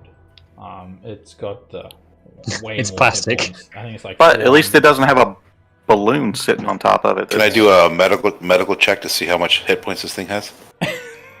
You pull out a stethoscope and hold it onto the ship. I think it has 400 hit points, and he says that he can put you in touch with some expert siege weaponists, and they can deck out your ship with whatever you want: ballistas, mangonels, And siege towers. inevitably, this ship, But if we make this purchase, inevitably this ship will take Betray you? Oh no. take on potentially quite a bit of damage. In the event of that happening, what are we to do? He says he doesn't know because he's never had the ship damaged before. He says don't get the ship damaged would be the best. okay. Just don't get it damaged. If this guy's so powerful, why is he just sitting in water deep? I don't know. Why is he, Thomas? What else is he doing? So now? yeah, just as you got, just for a little Easter egg, this is actually Darren's other character from a Mad Mage campaign, who's like reached level 20. So he's the Black Staff of Waterdeep now. This is his ship that cool. he's trying to sell. So he's Is the Black he- Staff instead of Vadra. Okay, Yes. I was wondering why This we were is- meeting with him. This is Darren's retired character. Yeah, I thought it was your active character. He's no, we finished that campaign. He's the new Black Staff of Waterdeep. So he has to stay and look after Waterdeep. Just. I mean, Does yeah, this he gets- lifted ship have anything to do with my last retired character? Oh wait, Thomas is By awkward retired, I around mean him. mind flayed. it could, yeah. So, I mean, no, it would be the same rules as repairing your other ship. I think it's like 20 gold pieces per 1 hit point. Like, can take a hell of a lot more of a beating, this thing. Yeah. I think if All right. Roderick is Yeah, willing, totally. I don't even Well- have third level spells to cast. I've just got the spell slots. What? Oh. Yeah, that's even better. Ritual spells. Yeah, I got a second level. Yeah, I can do it. Oh shit! Does that count? What, Norn? Don't you have no, magic that's as not well? I don't have. I don't It's have not a actual spell spell slot. slots. Yeah. Oh, you It's don't have just a spell racial slots. ability. Yeah. Well, I suppose. You could also hire a So if we need to mage or get something. away in a rush, we have to get on the ship and take a short Wait rest, an hour. attune, and you, then you go. could hire a mage to like captain it or something. Alistair can do some spells as well. Oh, Oh. I think he can do like second level spells. my vote is sold. Yeah, let's buy it. Yeah, Do we sell the old one? I trust this guy. I don't think I want to sell the old one. Trust this guy. Yeah, we might want to keep the You second could one park the as old the one on backup this. for when we crash this one. Like 'Cause, all the like, horses? If we fight a Kraken or a Tarask with this thing, there could be some damage. And by could be, it's like, you know how we crashed the other one a couple times? I'll says Putting some weapons on it. he says so that's that's before the on-road costs, and then he like starts trying to upsell you all these like add-ons that you can get. You need some 20-inch rims on this bad boy, he says. Some what? I have a 20-incher, thank you. Gild the tentacles. Oh, Get some spinners. I think we just need the base model. Thank you. No, there's a bunch of magical upgrades that you guys can get as well. But firstly, the siege weapons, they're pretty expensive. You can get like trebuchet, siege tower, like you could literally put a siege tower on this thing. It has a ram built in. You can get a mangonel and ballista, and I'll get you some prices for those. You guys have a trebuchet and you have a ballista. You could take it off your other ship. I think ballistas are about 5,000 each. Let me pimp out this ride. 25,000 you said for the. Yeah, the ship No. is 25,000. Didn't we get a deal on it? Yeah, he said he'll do you a deal for 12,500 just for what you guys have done for Cool. Hell yeah. Faerun. And we've got like cool. 30,000 at the moment. Oh, do we? I mean, we have. I'm starting to get rid of some of the valuable items rather than that gold. You can Yeah. sell my scroll of Misty Step. Hey, No. Keep that. I got to throw that away. I can cast that spell. Yeah. So we have Johnny. a lot of just like random shit Yeah, that's true. We do. that. Like another +1 longbow. Actually, selling 3 things, we can buy the ship. Jeez. Okay. Done. Alright, I've got some rules for like upgrades and stuff that you can get as well. I just have to find them. But you can do like get like magical upgrades and stuff like that for the ship too. You can like get the hull frost locked, so it makes it so it's like got fire resistance, but it's got like an icy hull and things like that. And extra weapons and things like that you can get put on. I'll have to find the hand. Do that before we go visit Cloth. Yeah, for sure. But yeah, he'll like organize any sort of weaponry that you guys want to get put on the ship. I think the upgrades are like 15,000 gold pieces each though, so I don't know if you're looking at one of those at the moment. More than the actual ship. Leather seats, air conditioning. Yeah, We saw what an adult red dragon did to the other one. How about a Central griffin locking. sable? 15k. Alright, Lock breaks. I'll get the information, but I don't think you guys are going to upgrade them now anyway, so I'll get you guys that. If we get just the basic weapons we have on the other ship swapped over, Yeah, you can get I the one ballista and the That's the way to go mangonel. about it. it's already got a siege point on it. So Yeah. Yep. The ram does Where's it? a +8 to hit, and it does 3d10 bludgeoning damage. You can basically ram into a I don't know, another ship or A longboat. a building or something like that. Yeah, a kraken. a kraken. Frost giant ship. Okay. Just a frost giant. Just a frost giant. Frost We giant. go. We can go hunting for rabbits, hone our skills. All right, so he takes your gold and hands you the keys, which is basically lets you attune to the helm of the ship. So it is in water. Where's Alistair? He's over in Everland. He didn't come with you. You can go and grab him. If you want. Toss Depending Roderick how the fast keys. we want to go. There it Yeah. is. I found the upgrades I mean- now. So take a look at this as well. These are meant for sailing ships, but you can get it on the Spelljammer as well. 'Cause, you can get is like- it just That's me or a is blank it sheet to blank? me. I don't know about anybody else. that's everything that's Yeah. up available. If you have to ask, we can't afford it. It's If you have to That's ask, it. you shouldn't That's be the getting full it. list yeah. of upgrades. Yeah, just do what Nothing. Norin does and like just automatically buy Oh, things there we go. without consulting the team. Alright. There's a Norin There's and your darts. there's a, the shield is like all darts now. Right, they're 15 Oh. gold pieces each. He can get it done quicker than 1d4 weeks, but you can get things like that frost-locked hull. It I like the replaces the death hull with vessel. I like that. supernatural ice. You can get death vessel. It's like infused with materials from the Shadowfell, and it can frighten things for 1 minute. Reinforced hull, so you can give the double the hit point maximum. So you could make the hit points of the ship 800. Oh, nice. I see one called Death Vessel. I like that. Yeah, that one, I got attracted to that as well, but Movement. Living I think the other one's better. Self-healing one.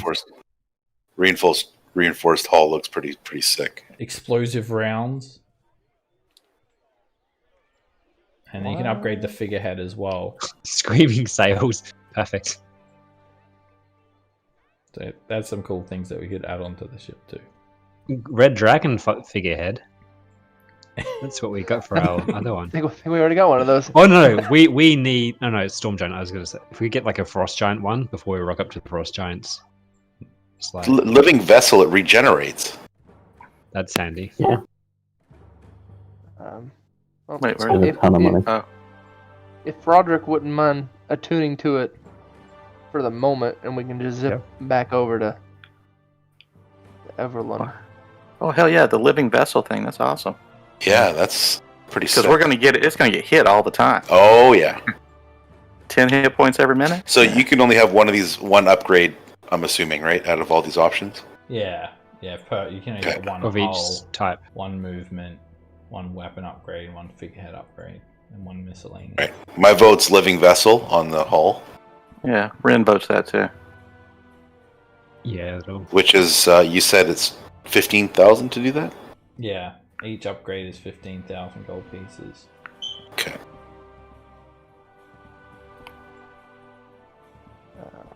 Which we haven't. We have that in just gold. I'll get a stat block for the scavenger for you guys too. But we won't worry about that right now.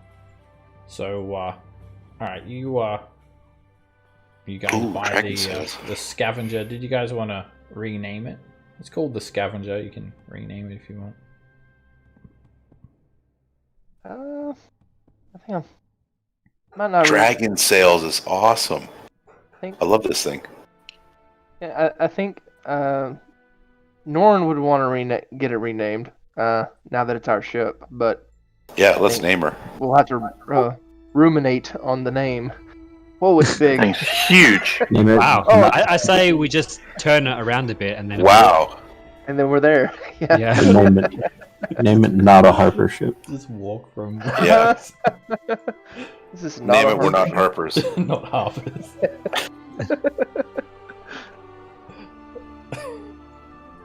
Rock up with like not Harper's written on the side. The Moongling's down. Definitely not Harper's. Okay, it is pretty big though. It's like 200 feet long. Alright, it's still not to scale on this map. So the not Harper's, is that what we're calling it? We should name it the reverse on how do you spell Harpers, Spell it back. but in reverse. I think the not Harper's is a tentative name. No, I It's don't. I think that's bad. It's a working title. Golden Fields. Just name it Golden Fields. Smuggler's Banner. Oh, wait. Maybe we should put a symbol on it. The Srepra. A harbor symbol? I like that. Call it the Well- Pepra. The S is silent. There's no P at the end, is there? Pepra.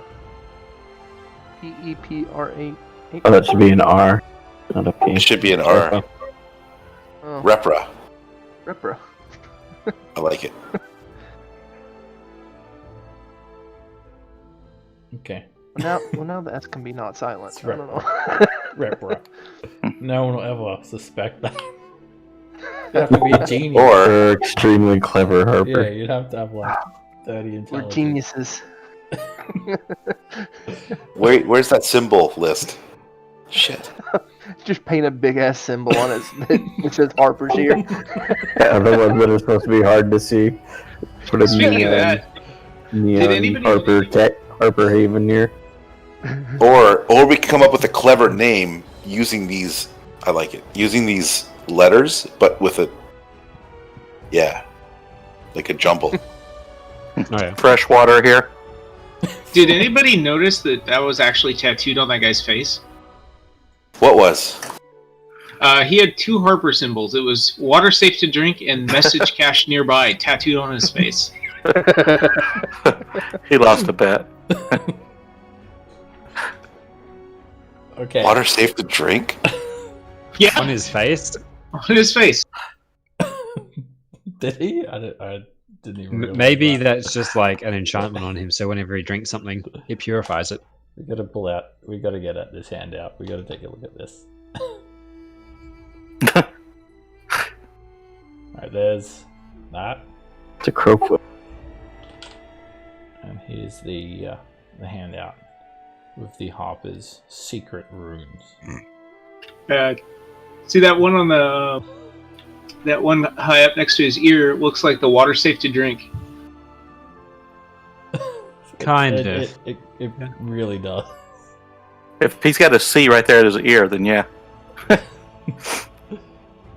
Maybe And then the not. crowfoot, Yeah. I think the crowfoot is looks like it's similar to the message cache nearby, but It's a Harper fell here. Don't fuck with me. That's what it is.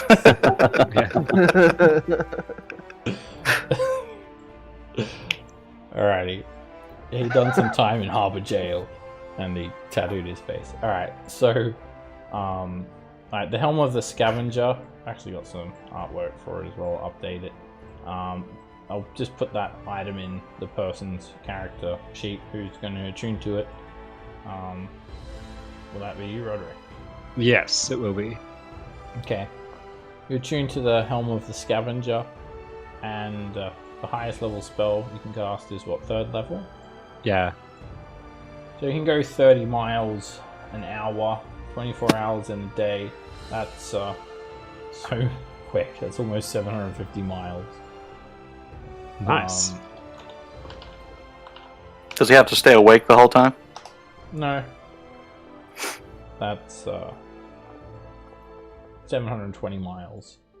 Way quicker than your other ship. So you can get from you can get from Waterdeep to Everlund in about 12 hours. Jeez. Okay. So you guys, and you can go up as well, like up into space and stuff too. So alright, you're tuned so to if we royally bunk everything up, we can just leave. We just leave. just leave now. Screw the Trask. We're leaving. Alrighty. So alright, you guys fly over to Everlund, and did you guys want to stop off here and do something? We're heading on to the next mission to Iron Slag. I think, can we?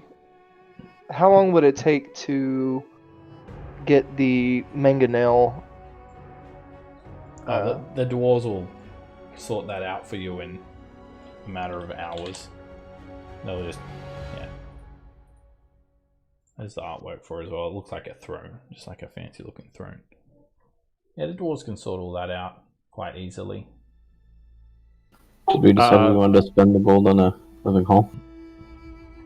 I think so, yeah. Yeah, I think so. How long would we have to wait for the hole to be done? By the Is it time 3 to you guys, 4 weeks? he can get it done quicker. He's got some contacts. If you leave it at Everlund, he can have it done by the time you finish with the fire giants. Perfect. Yeah, let's do that then.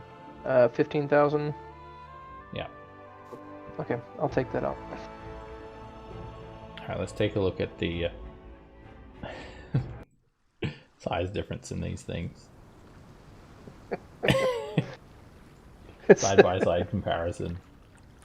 Oh, wow. Nice. That's no joke. One of those videos that shows the size of Death Star versus Yeah. the Volkswagen. That's awesome. Yeah. How? We are so inconspicuous. Yeah, especially with it saying not half is on the side. Fresh water here. Alright,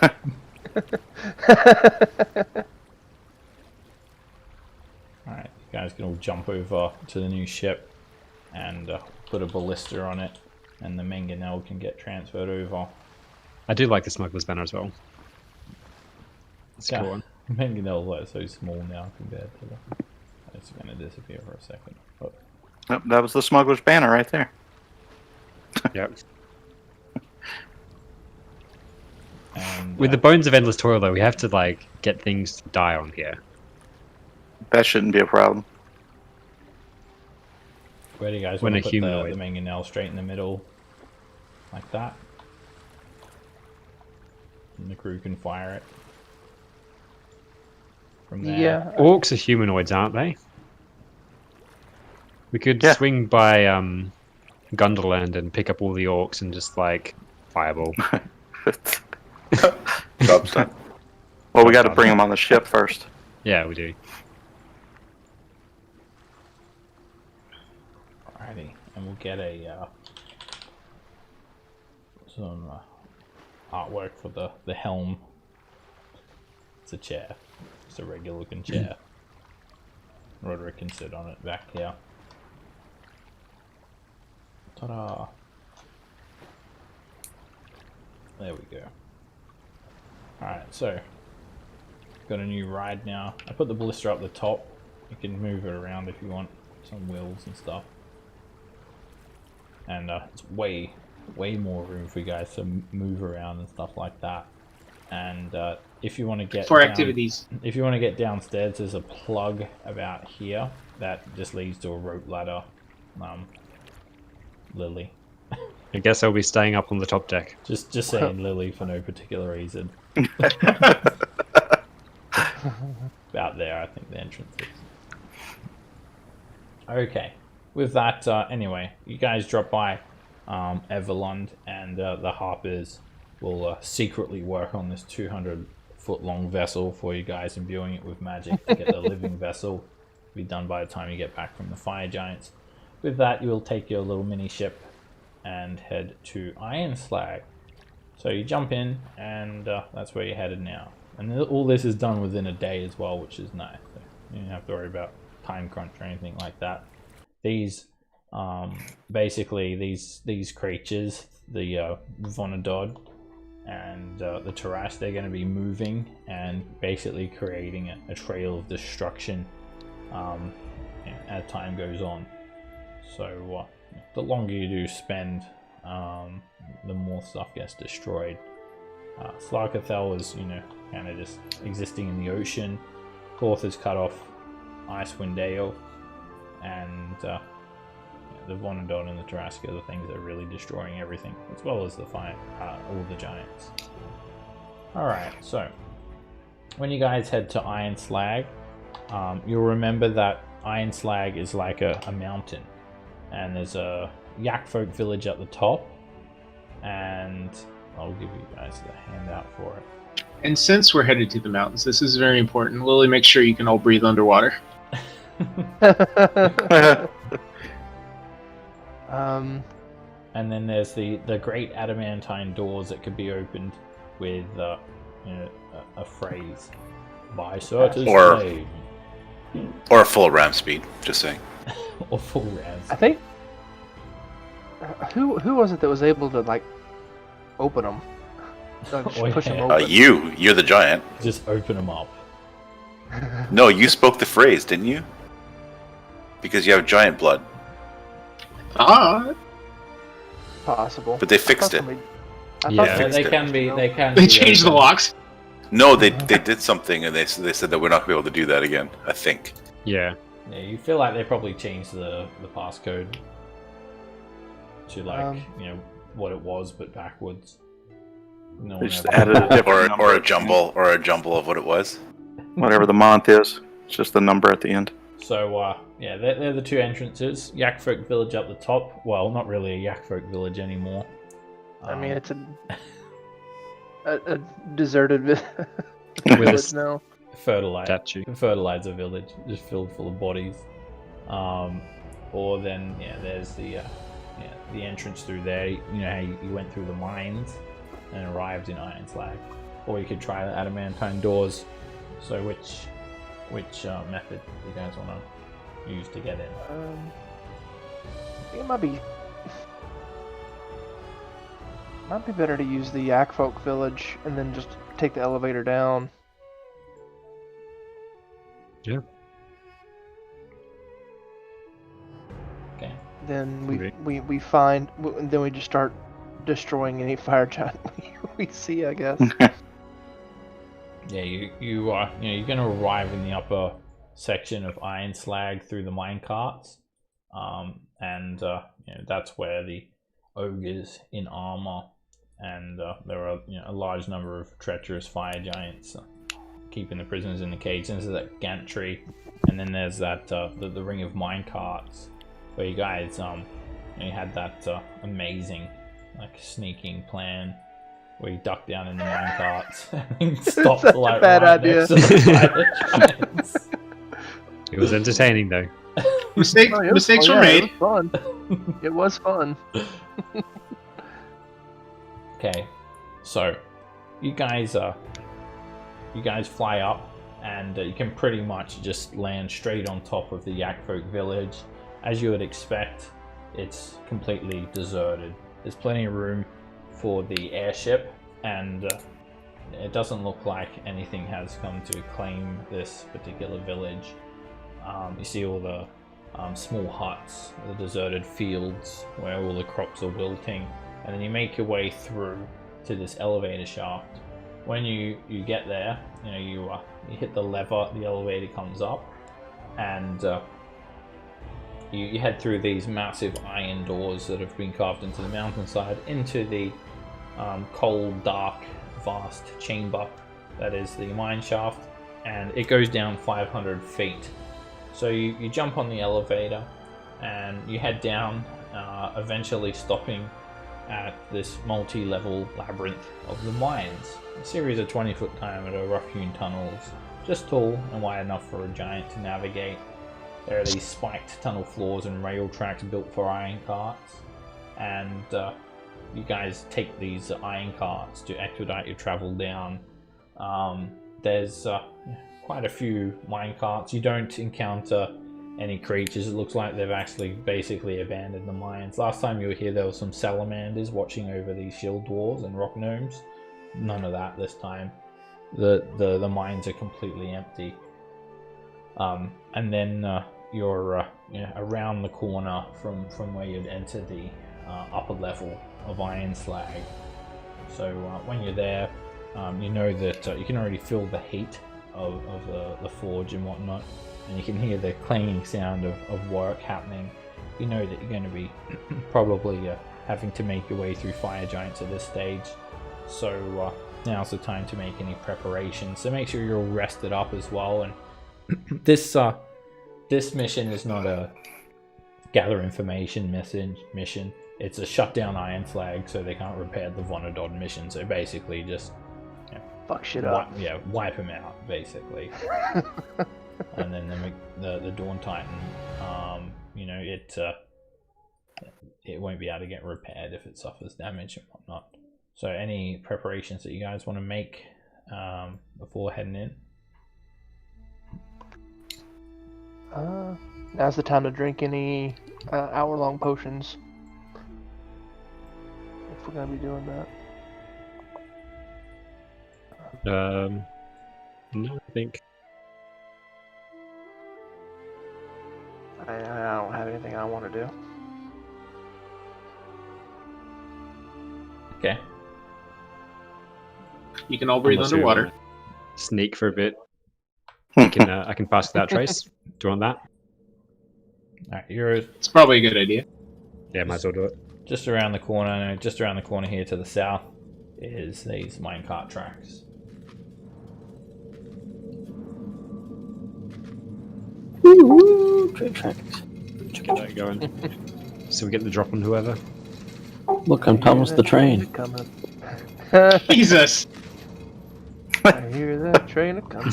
Wait, did you say you're Thomas the Tank? Engine? Thomas the train. At the front. I ain't seen the sunshine. Since I don't know when. Alright, as you're heading through, you can hear all the clanging of work. It does sound very much like there are lots of fire giants still here operating this forge. You come to the ore depository. Originally, the first time you came here, there was a salamander standing guard and some shield dwarves being worked as slaves. And you'd met Weary, this elf that kind of liberated a heap of people with your help. And you can actually see this chain of minecarts still moving to the east. So The road in them. Yeah, we're not hopping on those again. At least Norin's not.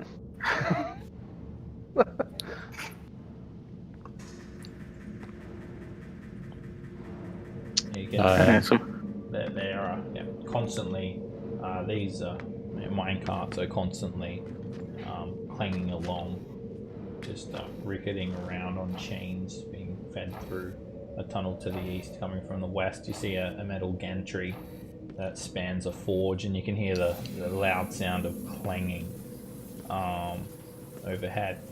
Everyone give me a group stealth check. It's very noisy in here as well, so you don't think things are going to be able to hear you very easy. We should probably stick within 30 feet or whatever it is as well. It is very hot. Yeah. I can hear So a heap these of- are all plus 10? Yeah.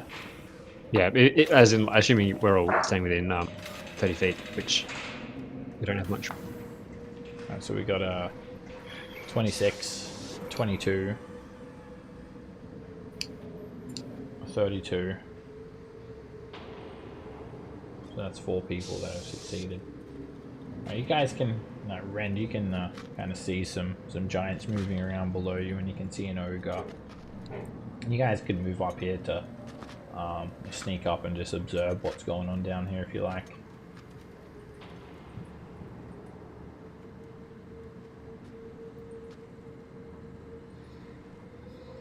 I'll move you guys onto like the downstairs level, because this is like the gantry, and then down here is the forge. Yep.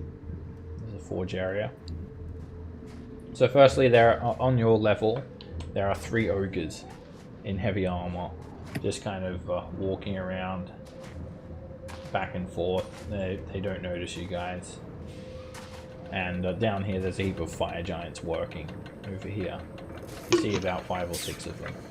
And I'll just put you guys onto like the other map so you can at least kind of. And a dead dwarf. Yeah, so I was just about to say that. And a dead dwarf. Yeah. You guys, yeah, there's a dead dwarf. Alright, so you see about 6 fire giants. So, Tell you, these ogres are terrible guards. Just, yeah, they're just like, they have their clubs and they're like, just holding them so they go dig, dig, dig, dig, dig, dig, dig, dig, along the gantry, making a really loud noise. Alright, so this is like, this dotted line is the gantry, and when you look down, you'll see these massive forges and billows feeding into molten lava and metal. And you see a fire giant just working this billow, and you see some other guards in full plate working, just kind of working over here or standing around. Another one's working the billows, and that's not all. So, obviously there is this massive. This is a foundry. There's this massive pit, 60 foot wide, 160 foot long trough of molten iron, and it's being fed into these tunnels. And the tunnels seem to lead into a forge area where you can see some more fire giants moving back and forth, doing some work. And you guys sit and observe for 5 minutes, and you realize there's quite a few here. In fact, you count 3 over this side, and then 4 over this side, for a grand total of 7 fire giants working this foundry, smelting weapons, things like that. There also seems to be a set of stairs underneath you on the level below, and I think the drop down is 50 feet. So this is all happening 50 feet below you. You guys are kind of ducked up around the corner over here, really.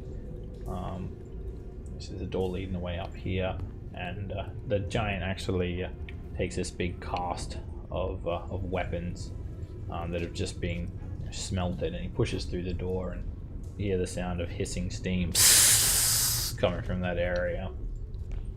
Must be like a cistern over there where they cool down the metal. They seem to be closing the doors behind them and going to and fro at work. Do we want some beans? Yes. Do we have anything to plant it in around here? It'll go frying in iron, molten iron. Yeah, there should be something in the mines.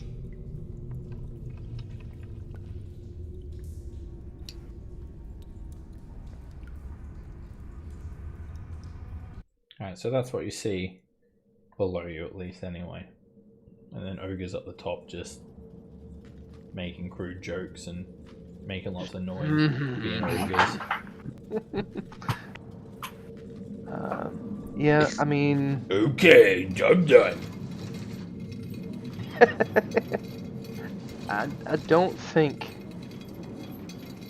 Because it's looking like there's no easy way down to this level. Got the fall. Well, I mean, I guess we would jump off and go to fall if we did 5d6. Jump down screaming and then slowly float down for a whole round. The other option is 5d6 damage. Is it? Well, I mean, we go around. I mean, we're gonna alert the ogres if we go around. So, I mean, they're pretty stupid, but I really don't think that us being right in front of them is gonna... I'll have a think about it. We'll wrap up the session here, and it looks like there's going to be probably quite a lot of combat. But yeah, this mission is really just kind of kill everything, shut down the operation. I don't think there is anything to do. Like, the only way east from here is going in the carts. or we attract their attention and retreat to the tunnel and kind of, I don't know. At least that way they can. And they'd bring every giant in place, wouldn't they? Yeah, but they still got to come through the tunnel. It's kind of a bottleneck. I mean, if they would be, I don't. The ogres might do that, but I don't think the giants would do that. I mean, they have all the advantages, fighting. Kind of out. So they'd have no reason to chase us. Alrighty, guys. Good progress, and take down this next fire